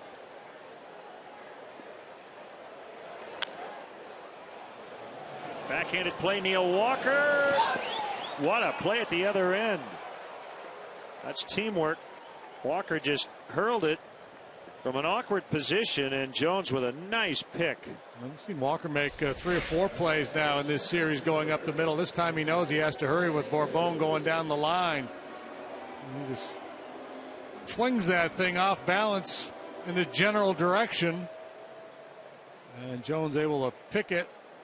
And good look there and maintain contact with the bag to get Bourbon for the first out. A couple of really good defensive plays. I count 5 Cubs lineouts today. At times they put good wood on it, but for outs.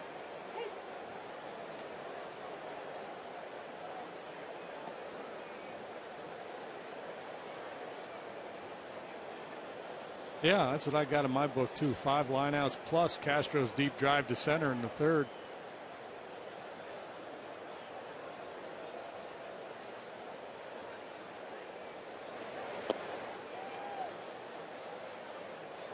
Nasty curveball, 0-2.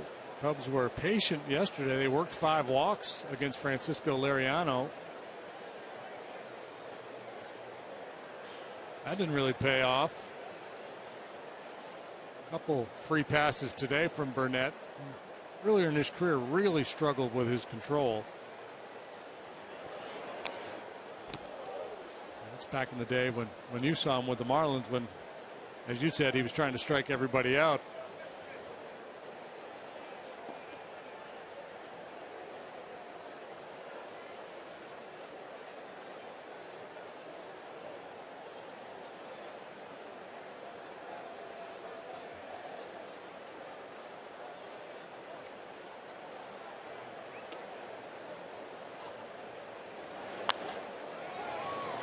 Base hit to Jesus with the Cubs' second knock. And talking to hitters 10 years ago, JD, he had Josh Beckett and A.J. Burnett on that excellent Marlins starting staff. But I think guys at that time, I wouldn't say they enjoyed facing Beckett, but if they had their druthers, they'd rather face Beckett than Burnett, because Beckett threw this pretty straight 4-seam fastball, and A.J. didn't make anybody comfortable. No, you weren't sure where it was going.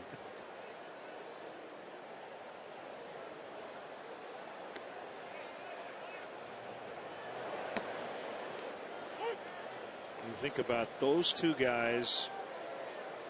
Now, Burnett was coming back from Tommy John surgery, so was not a part of that stretch run 03 team, but Brad Penny, Dontrell Willis, beginning of his career, Carl Pavano, probably the best stretch of his big league career. Mark Redmond had some success. He had some really good starting pitching.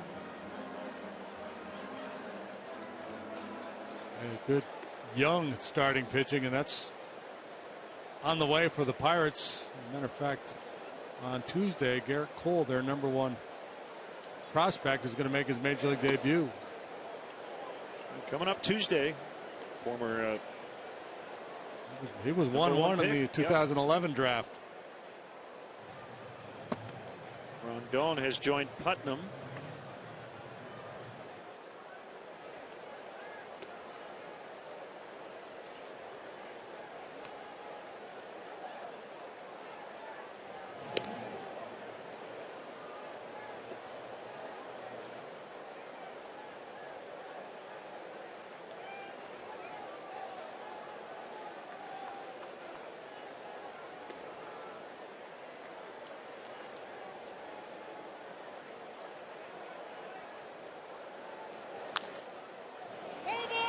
Foul. Speaking of Carl Pavano, I thought I read something recently where he is trying to continue his major league career. Over the winter, did you see the story? He slipped and fell while shoveling snow in Vermont. Did see that. Lacerated spleen, had to be surgically removed, and it was life-threatening. At first, he didn't think it was serious, but ended up spending almost 3 weeks in the hospital. That's a scary situation.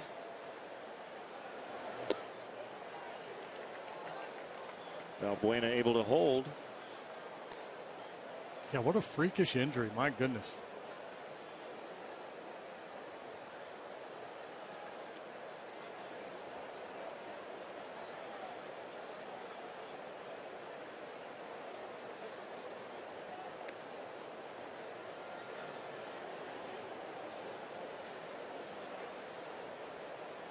The 2-2.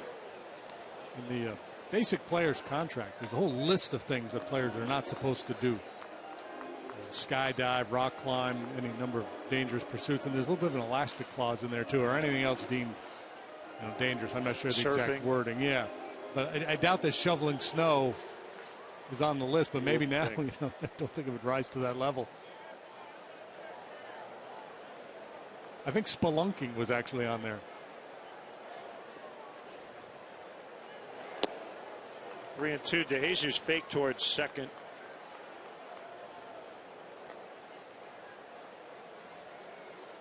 After Jeff Kent's injury, they contemplated the washing your truck clause, but they couldn't get that pushed through the Players Association. So you can't even walk into a cave?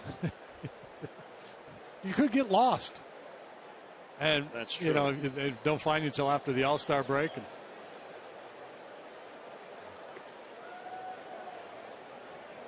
Jesus does run on this 3-2, and another one pulled foul. So Valbuena, a thorn in the side of A.J. Burnett here in the 6th. That's why he's a good fit at the top of the order. Even when he's not hitting, he works deep counts. He's able to work some walks. So far, nothing today. 0-for-2 ground ball and a punch out, and he's done nothing against Burnett in his career. But I like his bat at the top of the order.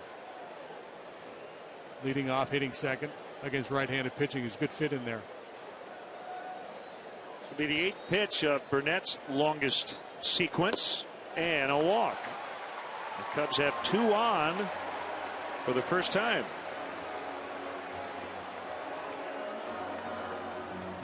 Good AB there. Been fairly efficient this afternoon, has A.J. Burnett. And Valbuena took a little bite out of him right there. Lengthy at bat, worked the walk.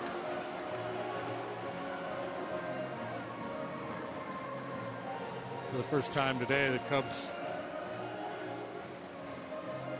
showing some signs of making a little noise here. They got shut out on 5 hits yesterday by Liriano and company.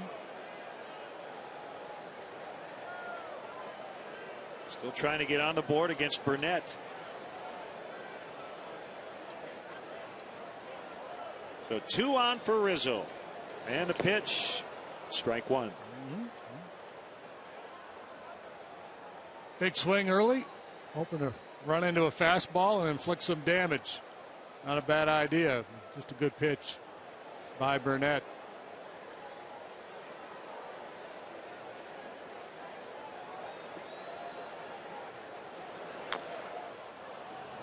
slowly hit to first, and Jones will step on the bag. Second and third, 2 outs.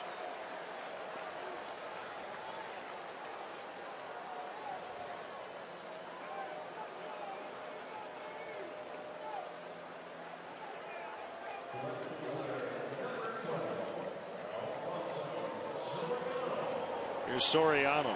Burnett actually coming off his worst start of the season. It only went 5 innings, gave up 6 runs in a loss at Atlanta 5 days ago. They gave up 3 home runs in that game, but I guess we shouldn't be surprised by that. That Atlanta club hit a lot of home runs.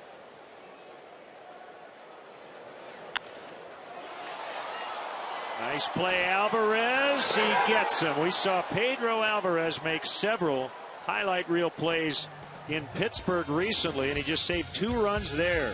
He's knocked in 3, so he's been a big, big part of this game.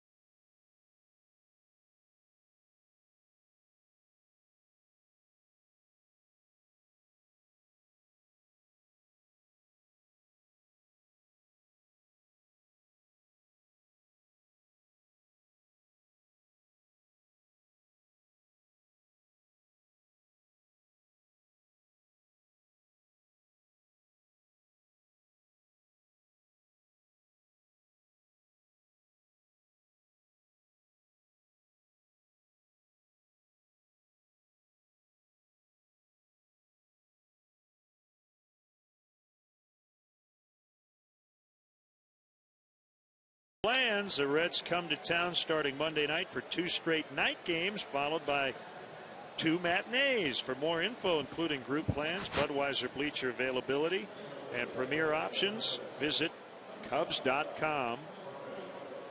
Zach Putnam is the Cubs' new pitcher. And we have Mr. Cub in the booth with us with his friend, Ernie Banks. How are you? You're Superman. I'm Superman. You're Superman.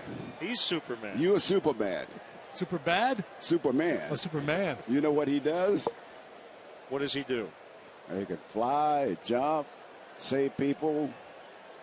Where did you get this, Ernie? From a friend of mine in Milwaukee. Nice.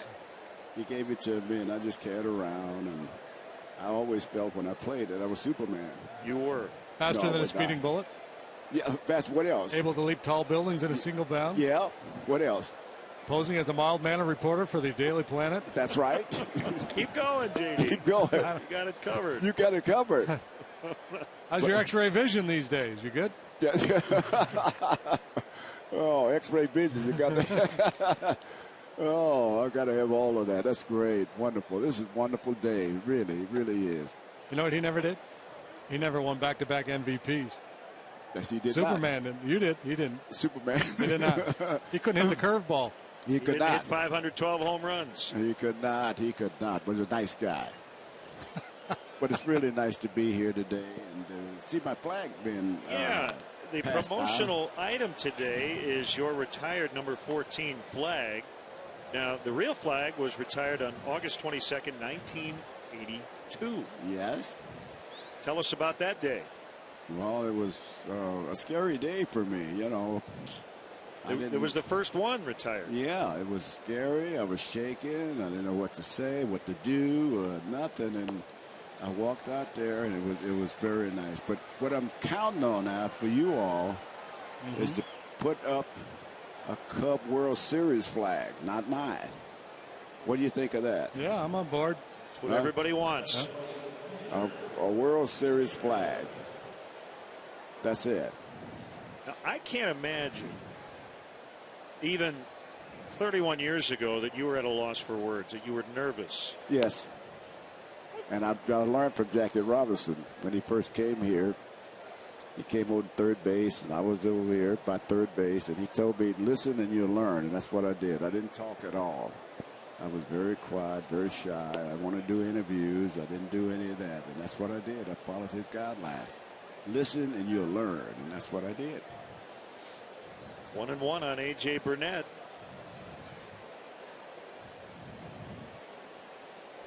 Here's Putnam's pitch. One is bounced foul. What about your Hall of Fame speech, Ernie? Do you remember much about that? Remember that day very well? Just the beginning of it. I said, we got the playbook here. We got the games here. Let's play two. I said that in the beginning. And everybody looked at me. He said, gosh, he got to be crazy. But anyway, it was very exciting. They still have copies of all the speeches that everybody put in the Hall of Fame. So it was very nice, very worthwhile, and all of that. But this is wonderful here today. This ballpark now, when I first walked in here, we were playing in Pittsburgh. I came from Pittsburgh here when I first touched the ground in this ballpark. And it was just really wonderful. What's the first thing you noticed about Wrigley when you walked in? The vines, just the vines, and the people were behind me. You know, most all the people behind you when you're at bat, and when you're in the field, they're in front of you.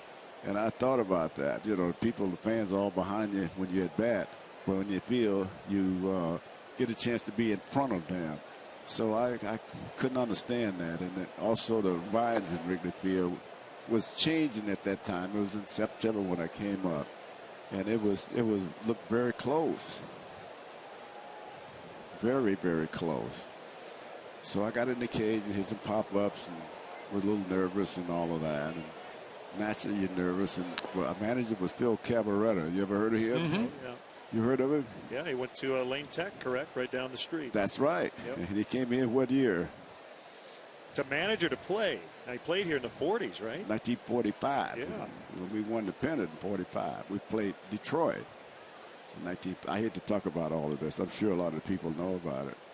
But 1945 that he played here. He was the manager. And at that time, it was playing manager. You remember that? Mm-hmm. Playing manager. Yeah. He played and coached at third base and all of that. And did you ever think about doing that? Now, did you manage a team once? Say that again? Did you manage this team once for a day? Did you what he said? Mm-hmm. I did. Yes. What year was it? 1973. Okay. What else do you remember about it? I remember using, a guy named Joe Pepitone. Uh-huh. He pinched hit against the left hand and got a hit to win the game. It was in San Diego. And we had a pitcher named Bill Bonner, a right-hander. And he came in and saved the game. And we had Tony La Russa was on the team at that time. All right, here we go. We're going to sing. There we go. We're going to sing. Ernie Banks coming up. To the ball game, Cubs Hall of Famer Ernie Banks. Hey! Hey! Let's cheer loud and strong so the Cubs can win the rest of the season. Let's sing with enthusiasm. A 1, a 2, a 3. Take me out to the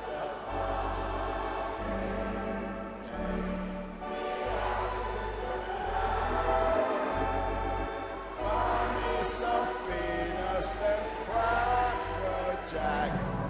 I don't care if I ever get back, so we root for the Cubs. If they don't win, it's a shame.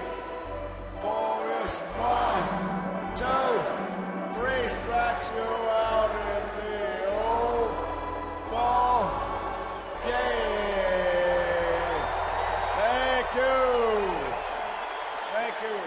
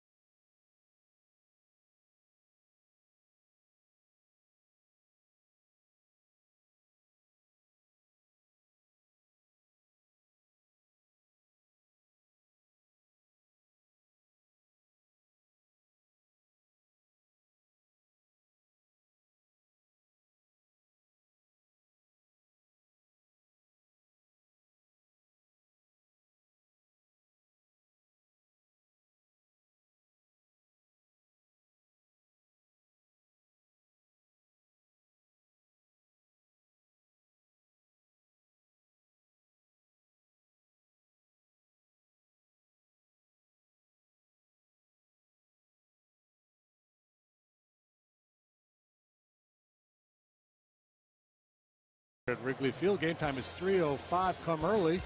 First 10,000 fans will receive an exclusive limited edition Edwin Jackson bobblehead presented by Comcast Sports Net. For more information or to purchase tickets, visit Cubs.com. Nice job by Zach Putnam. He struck out the side in the top of this inning, and then Mr. Cub getting everybody on their feet with "Take Me Out to the Ball Game." Always great to see Ernie. Here's And the 0-1. Superman. And Superman, yes. Sherholtz grounds out to Walker.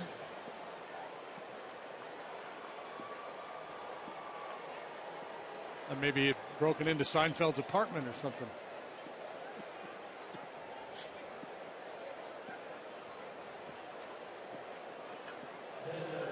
Is there anything about that show you don't know? There's a lot. There's a lot. Yeah. But he always had Superman made an appearance in every episode.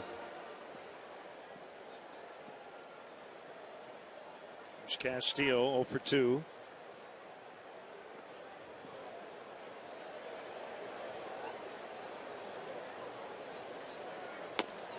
Called strike. For whatever reason, A.J. Burnett very comfortable here at Wrigley Field. 4-0 lifetime. Came into this start with a ERA of 3.09 here. Previous start in this ballpark was a one-hit shutout. Now working on a two-hitter.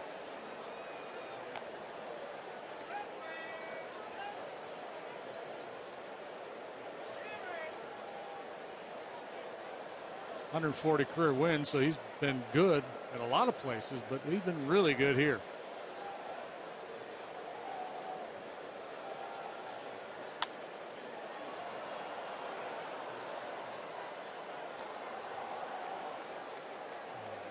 Well, he's been a mess all day.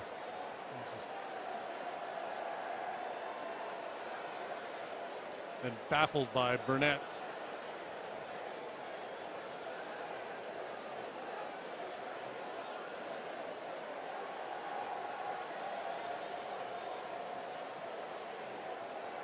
Pitch.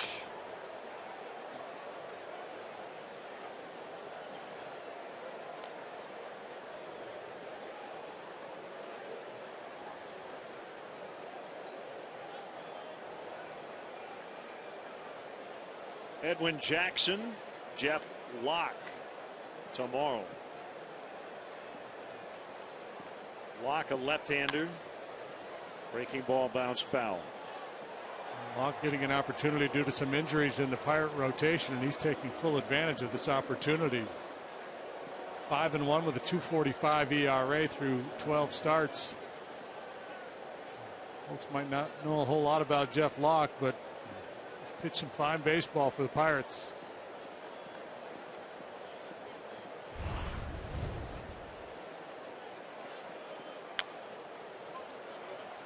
Picked up by Alvarez. Not a good throw, but Garrett Jones bails out another of his infield mates.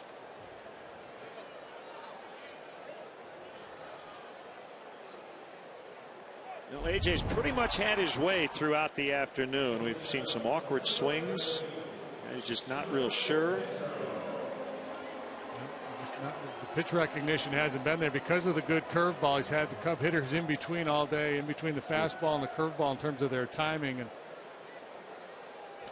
well, that was a great look at that tumbler with the spin on that curveball.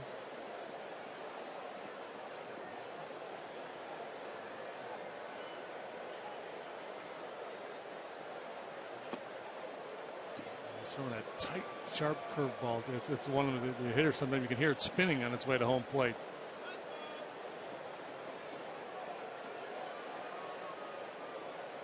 There's other games still going on. They're in the 17th in Toronto, 3-3 Rangers and Jays. They're in the 15th in New York, Marlins and Mets, 1-1. Those games started 3 hours before we did.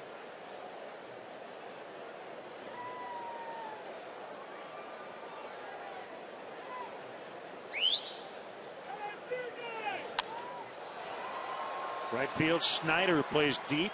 Actually came in and over a little bit. As Burnett seems to be getting better as the day has moved along. 4-0.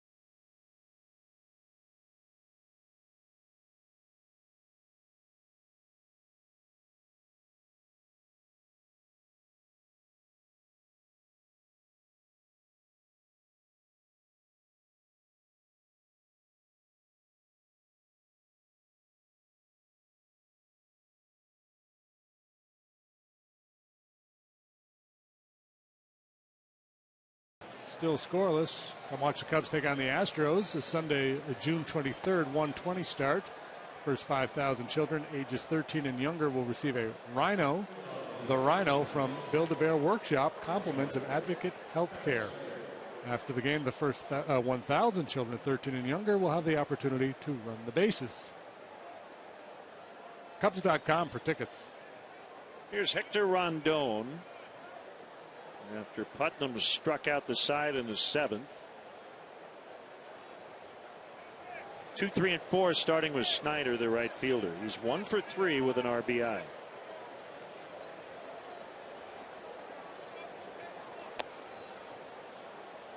Congrats to the Cubs minor league all-stars.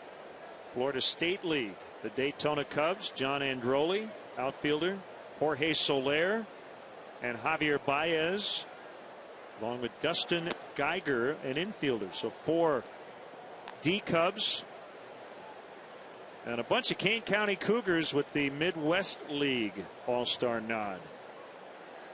Infielders Dan Vogelbach, Rock Shoulders, outfielder Bijan Rademacher, pitchers Taylor Scott, Felix Pena, and Nathan Doris. Vogelbach will start the Midwest League All-Star game at the DH spot.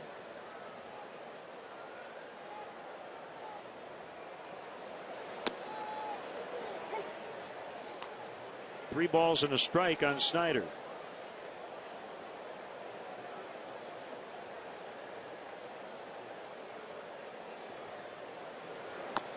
Swung on and missed. 3-2. See the numbers on the Almora kid since coming back? Ridiculous. Was it 23 for 57? Yeah, something like that. Being over 400. Perfectly positioned is Starlin Castro as Snyder hit it right to him. Let's get to our AT&T tweet of the game. Well, Aaron said please with lots of the @ signs, so we got to give him a shout out. Biggest Cub fan in Joliet. I mean, if it's going to make his life, we've got to do it. It's kind of hard to deny that. Andrew McCutchen, ball one high.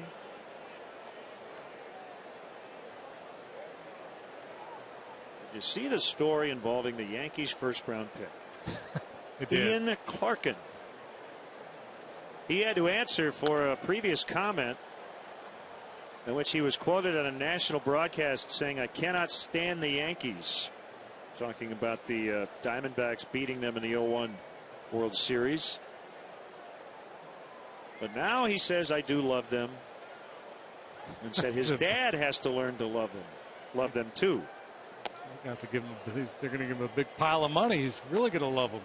He said the quote was taken out of context. His dad is a Pirates fan, doesn't like the Yankees, and the line was kind of a joke toward his mother, who was born in New Jersey and is a diehard Yankee fan. Behind the plate, it's Castillo, and no play. Ooh. Well, there was a fan ducking for cover, and he almost ducked right into that ball.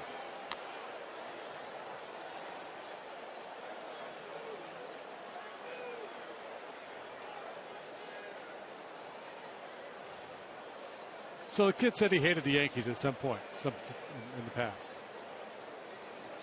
Right? What's the big deal? Everybody hates the Yankees at some point. My dad hated the Yankees, and that's the team that drafted me originally. He kicked me out of the house. He said I had to leave.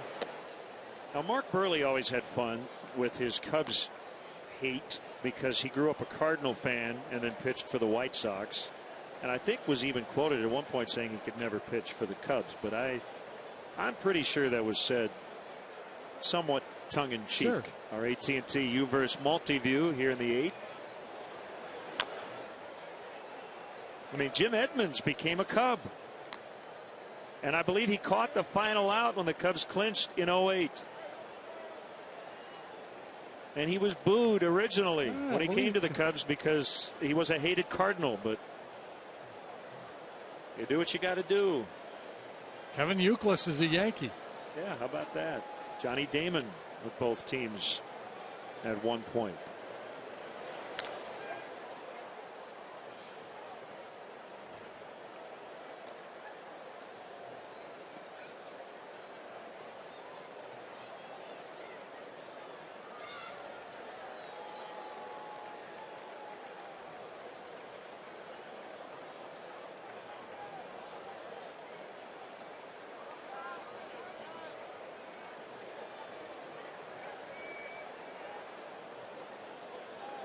Three and two on McCutchen. Here it is. Breaking ball is inside. I'll tell you, Yasiel Puig has made the Dodgers must-see TV these days. A scorching first week in the big leagues. Second player in the modern era to hit 4 homers in the first 5 games. Saw him a little bit in spring training, and he looked like the real deal, and still too early to say what sort of career he will have, but based on the early returns, looks like he's going to be here for a while. Just 22 years of age. Young Cuban. You know, he lit it up in spring training, and pretty much from first week of the season on, the questions in L.A. When are they going to bring up Puig? They paid him $42 million when they signed him last year, got a 7-year deal. That opened some eyes. I think it was the most money ever given to a Cuban-born player.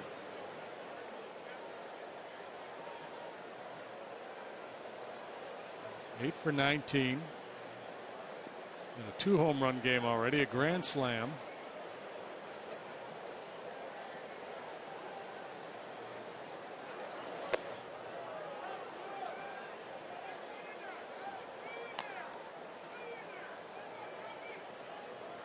Be reminding folks in LA of when Fernando Valenzuela burst onto the scene back in 1980.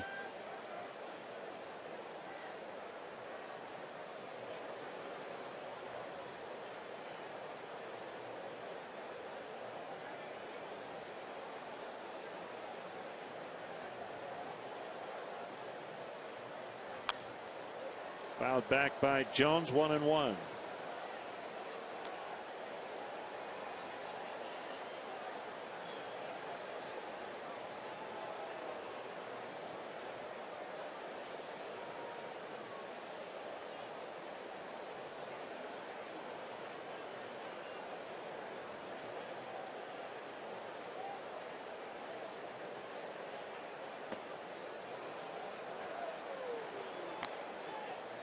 Paid crowd today 38,405.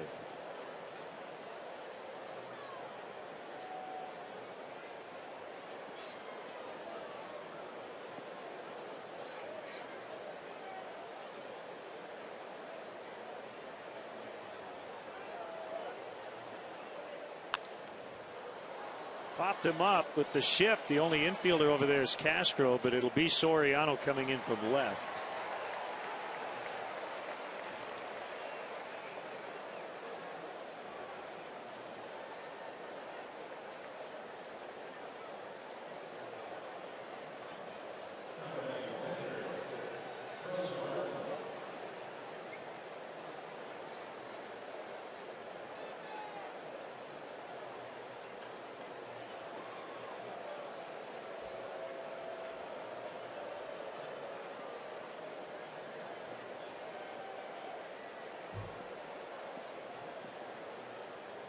Eight hits for the Pirates, only 2 for the Cubs. Rondon will check on McCutchen.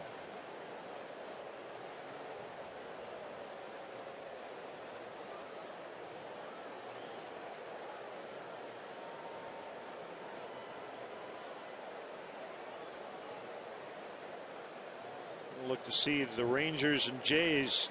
If they make some roster moves over the next 24 hours, they're in the 18th inning. Probably going to need some bullpen help tomorrow. 3-3. Rangers tied it with 2 in the 9th. Nothing since.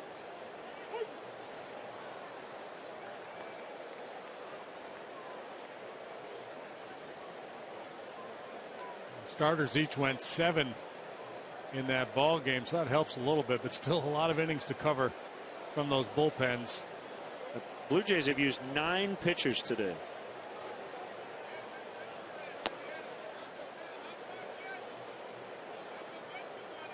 Including Brad Lincoln, who went 4.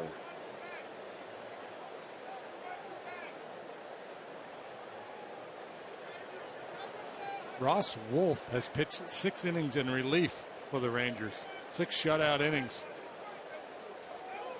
I'm going to pitch longer than Darvish.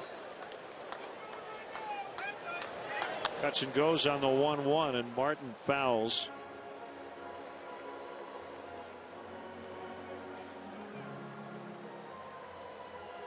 Jose Bautista's 1 for 8 in that game. Oh yeah, you get into one of those games, you could. Adam Lind is 4 for 7. Do some abuse to take a big hit on your batting average. Adrian Beltre 1 for 8. Nelson Cruz 0 for 6.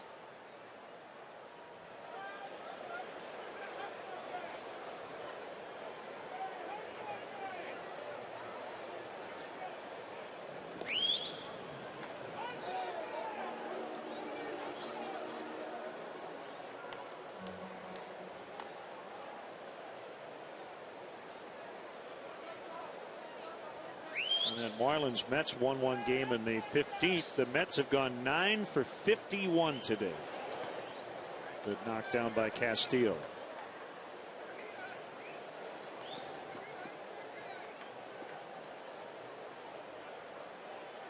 Dale talked about the current state of pitching. He said it's the best he's ever seen. He's been in the game a long time.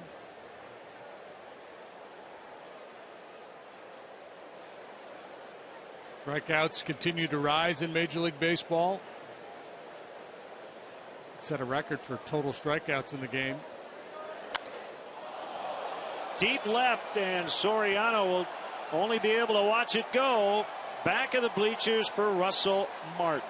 That's a 2-run shot, and that's his first in a while. First homer in 24 games. He had a 4-game span during which he hit 4 in late April. It's also the 100th of his career as we check out the Ford home run replay. We talked about all the good things he's done since joining this Pirate club, both at the plate and behind the plate. It does bring a little bit of power to the position.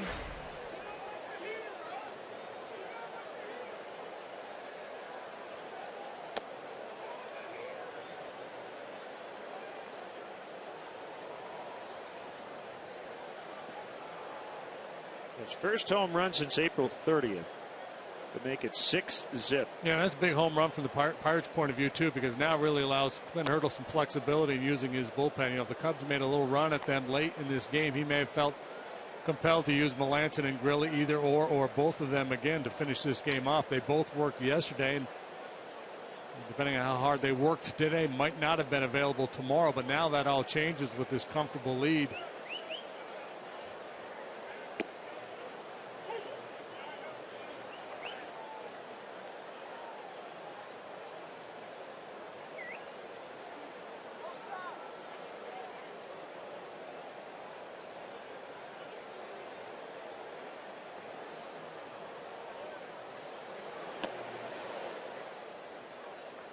Three and one to Alvarez. He's had a huge day himself.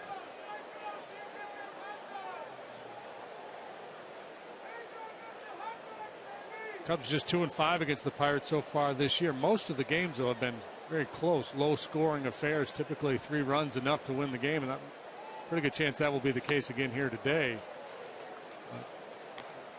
4-2, 5-2, 1-0, 3-0, 3-2. Those types of ball games have been the norm.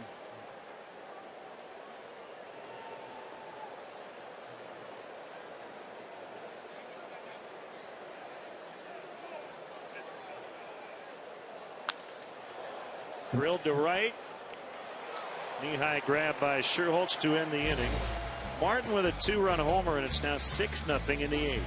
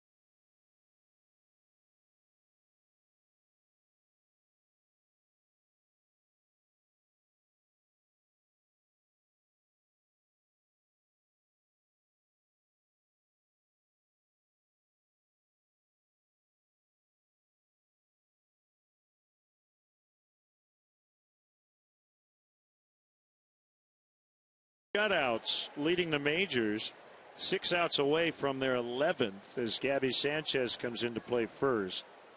According to Elias, the 10 shutouts in their first 61 games. That's the quickest to 10 in a season since 1908, when they had 10 in their first 57 games.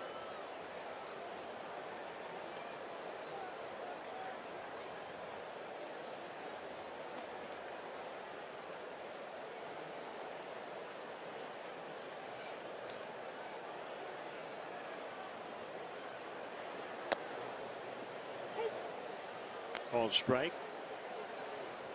A.J. Burnett 6 outs away from the 23rd complete game of his career, and it would be his 11th career shutout.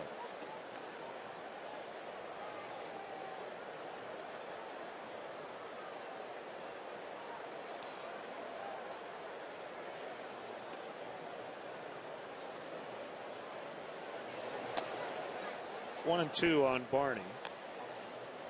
Ryan Sweeney on deck.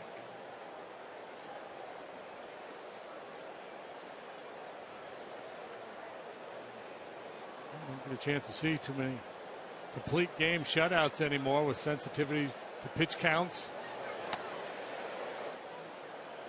That looked like strike three as you see A.J. Burnett not too pleased. I think Dana DeMuth just whiffed on it. I'd be shocked if this ball is outside the box on pitch tracks. You know, it's in the zone, but we see that pitch called high. Chopper to Barmas.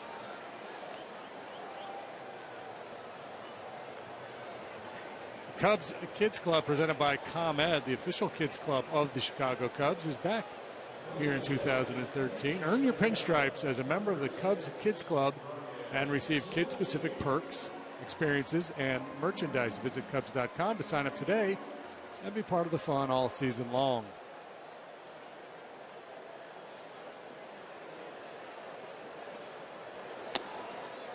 Sweeney takes ball one outside. Ryan 6 out of 13 over his last 3 games. Excellent defense added. 2 diving catches during this good stretch for him.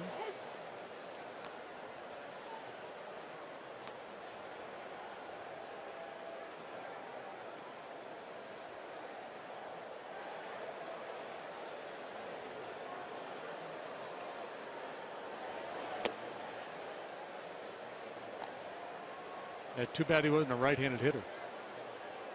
A nice platoon with he and DeJesus in center field. It almost has been that, considering David does not get many starts against lefties, and with all the left-handed hitting outfielders, Dale basically has to put one in there every day, no matter what. Been using DeJesus, Sweeney some. Leo Bourbon got a few starts. Just tries to play the matchup game. Who that particular hitter, his game, how he feels like it matches up against the guy on the mound, whether it's a guy with a power arm or more of a finesse type pitcher. 2 down.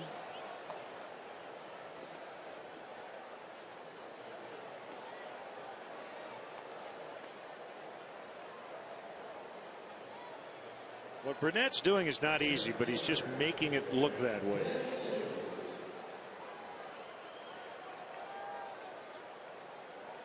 And I think that's the difference between Liriano yesterday and Burnett today. They haven't seen a ton of deep counts. He has walked 3, but he's spread them out.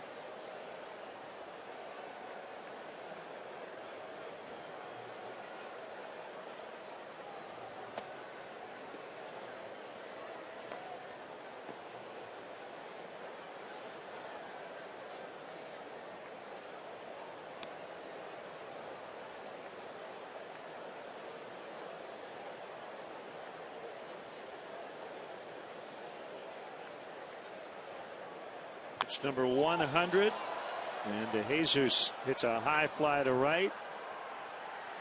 No problem for Snyder right on the edge of the warning track. Maybe some of the fans in the bleachers were giving him the business. He faked him out there.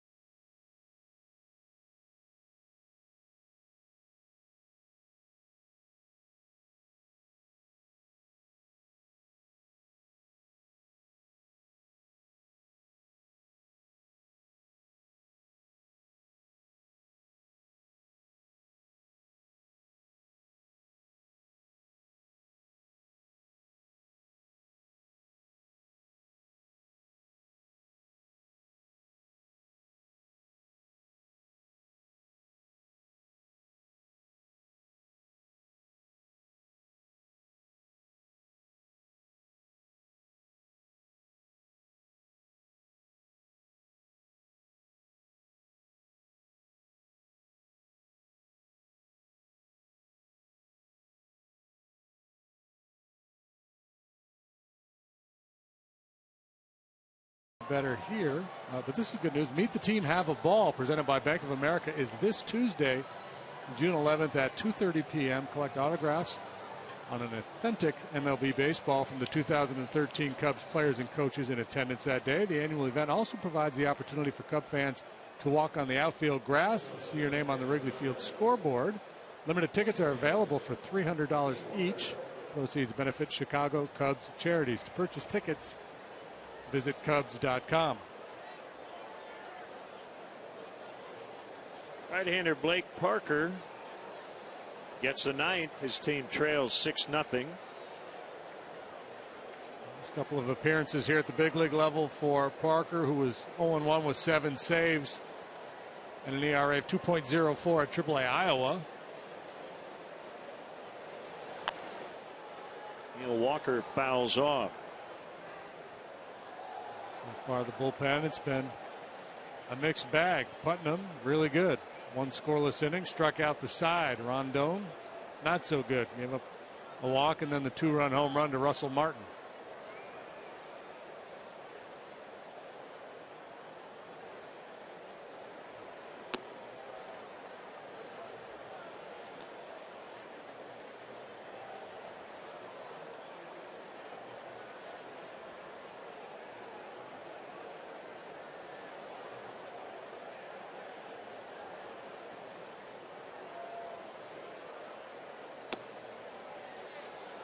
Two and one.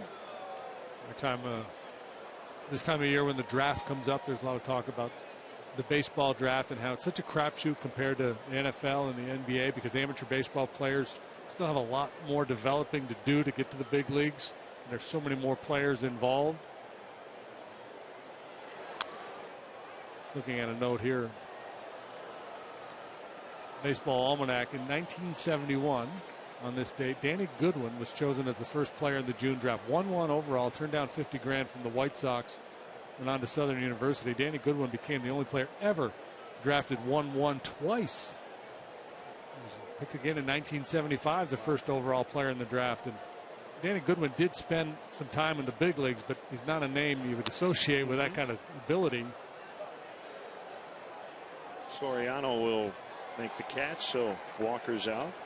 Second overall pick in the draft that year, pitcher Jay Franklin. Jay Franklin appeared in 3 major league games. He may have been hurt. I don't know. I don't know what curtailed his career. Keith Hernandez was also drafted that year in the 42nd round. So that worked out well for him. Yeah, there you go. And, you know, the history of the draft is full of anecdotes like that.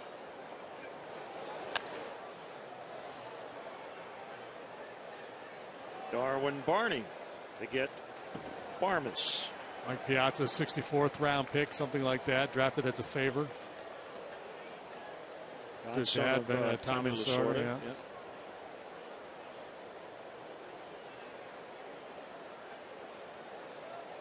1965 was the very first year of the draft, and the very first player picked was Rick Monday.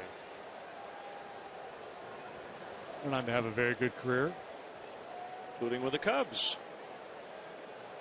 Nolan Ryan went in the 10th round that year.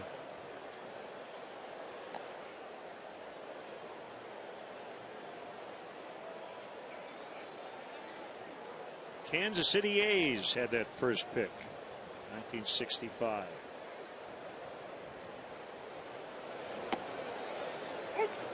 There are some observers, including Joe Sheehan, baseball writer. He thinks they should get rid of the draft. Everybody should be a free agent.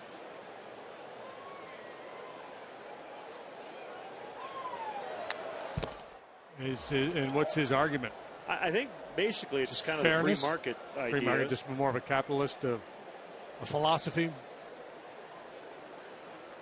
He kind of equated it to, you know, maybe you're the best engineer in your field, and one company picks you and says, we're going to pay you well, but this is the only place you can go. And there's Burnett. Oh, how did he miss that pitch? I don't he was know. Right on that. I think he wants to pitch. And he will get that opportunity in the bottom of the ninth, with the Pirates leading the Cubs 6-0.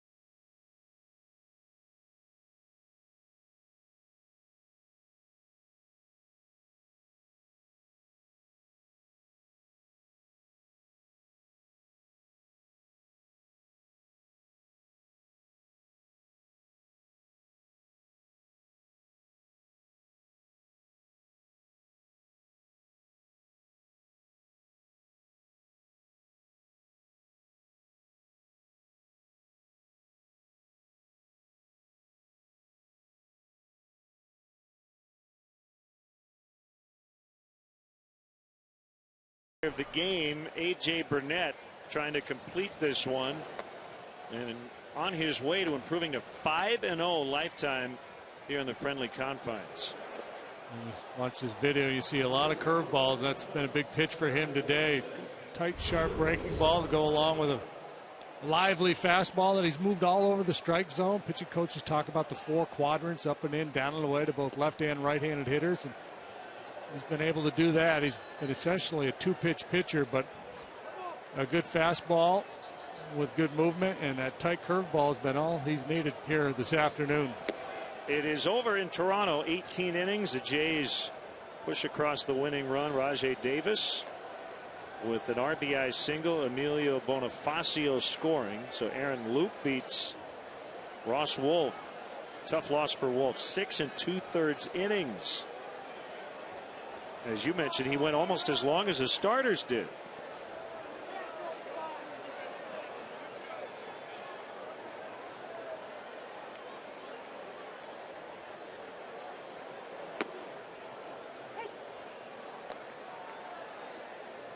Yeah, well, what's the average start for a major league pitcher nowadays? You get 6 1/3 maybe? Or? Yeah, I would think.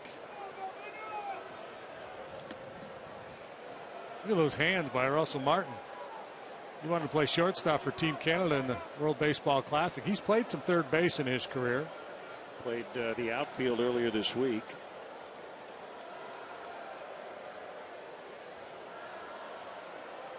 Who does he think he is? Craig Biggio? One away. What was his best position defensively? What was he best at? Second base. Second. He actually, and he played center field for a while too.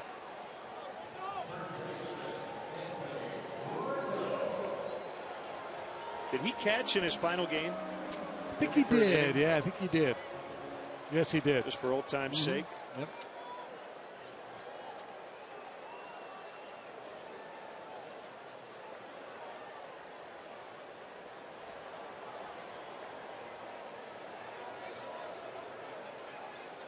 Kind of messed up the defensive spectrum. Usually guys go in one direction, but he went from catcher, second base, and you mentioned center field. That is just an odd way to go once you've gotten to this level. But the center field move was relatively early in his career, and it was due to injury. I don't remember the particular. Somebody got hurt, and they needed a center fielder, and Biggio was the best athlete, so stick him out there. And he was really good. He was fine. And then later on played some left field when the Astros acquired Jeff Kent, put Kent at second base. Lined into the gap in left center, scattering the birds. And Rizzo down 6-0, can't take any chances. Third hit for the Cubs.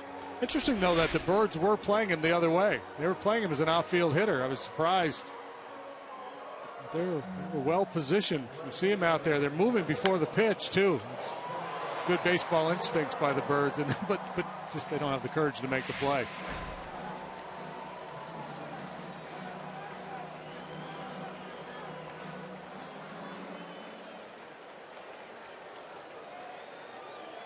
Little just-in-case action going to start up in the Pirate bullpen.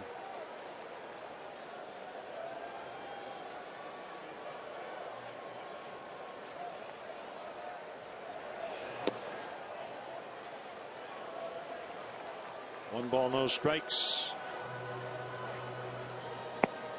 Watson? Tony Watson.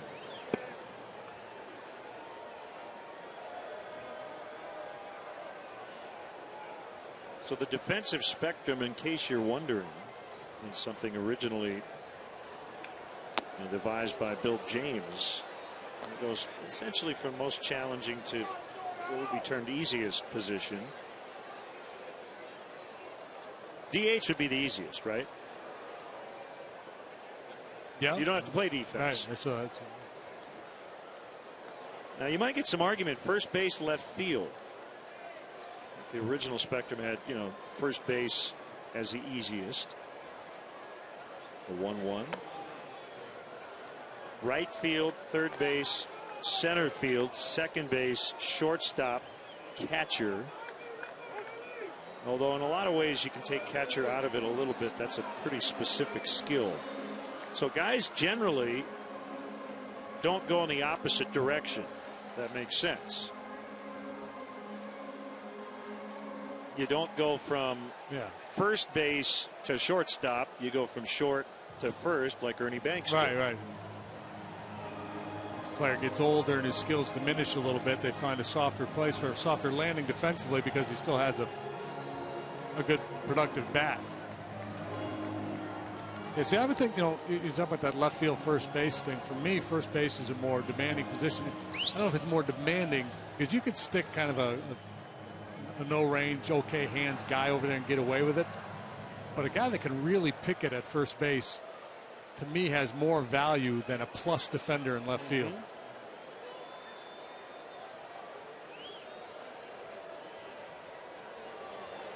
Swing and a miss. It's 2-2. So I guess Biggio, he did kind of follow it a little bit.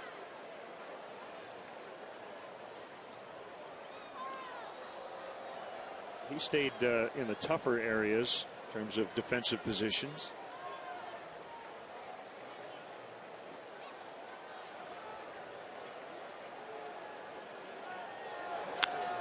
High deep drive. The shutout is gone as Soriano with a 2-run homer onto Waveland.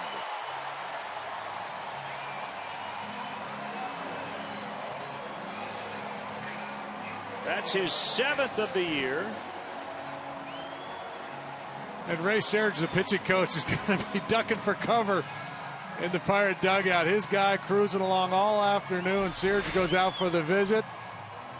As Soriano hits the bomb, the Ford home run replay. Man, did he square that one up. That's a venti there. That's a big one. A.J. Burnett not real happy. I would like to hear the exchange between A.J. and Ray Searage in the dugout.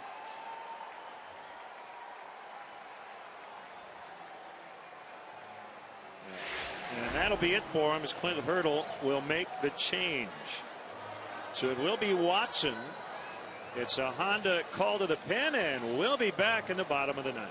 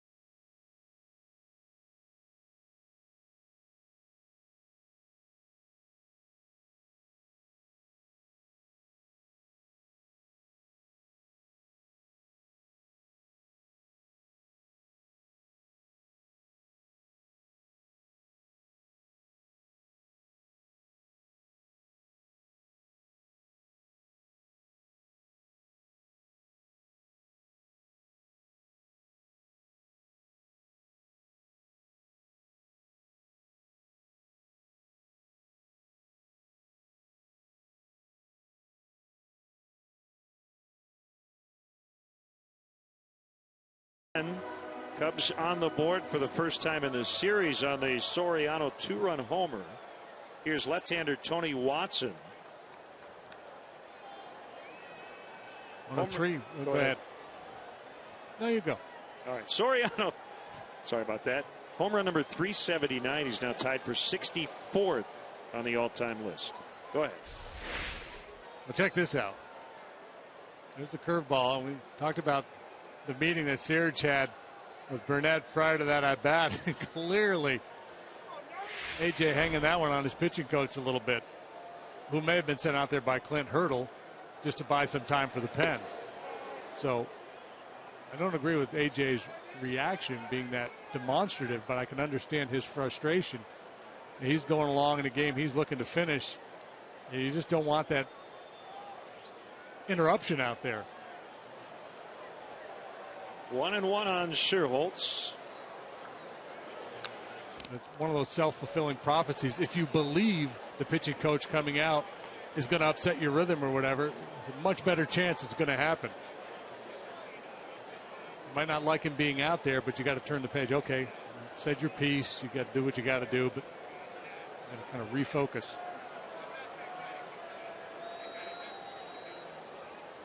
So Soriano now tied with Orlando Cepeda and Tony Perez for 64th on the all-time home run list. 2 balls, 2 strikes. Rally caps are on.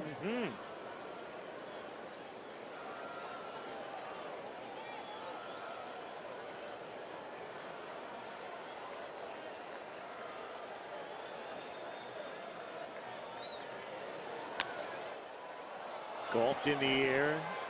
Foul ground, no play for Alvarez.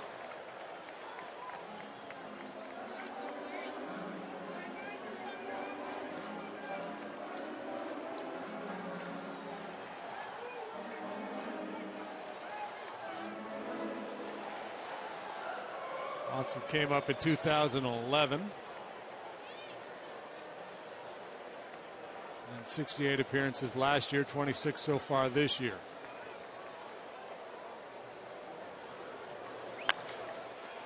On 2 bounces, it'll be played by Walker. Short throw, 2 outs.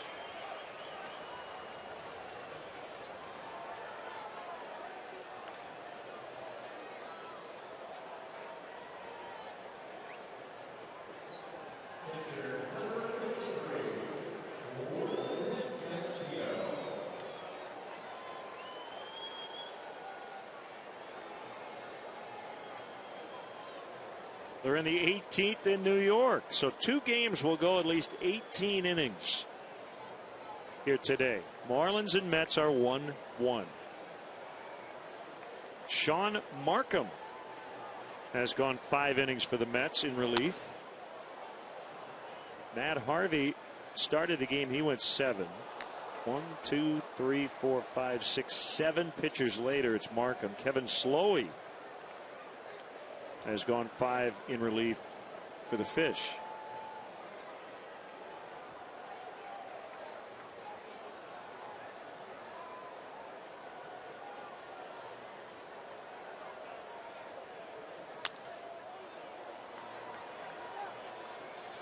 I think Castillo splintered his bat. He did.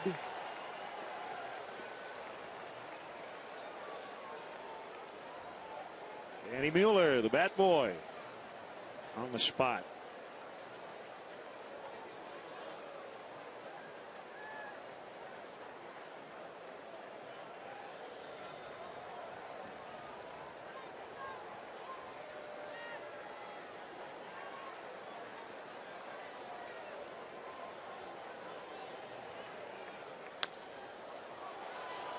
This should do it. Gabby Sanchez makes a catch, and the Pirates have won the first 2 games of this series. A dominating performance by A.J. Burnett. Cubs knocked him out in the 9th, but he still gets the win. Jeff Samardzija struggled with his command today, and the Pirates win 6-2. And so it'll fall to Edwin Jackson tomorrow to come out and salvage 1 game in this series. He's up against that youngster Locke, who's been so good. Cubs need Jackson, and Jackson needs to start to find his way here. So hopefully that will happen tomorrow afternoon. So for JD and our entire CSN crew here at Wrigley Field, I'm Len Casper. The final, the Pirates 6, the Cubs 2. We're back here Monday night from the Nuveen Suites as the Reds and Cubs will open up a 4-game series. 6:30 for the pregame. Coming up next, Blue Cross Blue Shield Cubs post-game live. Go Hawks.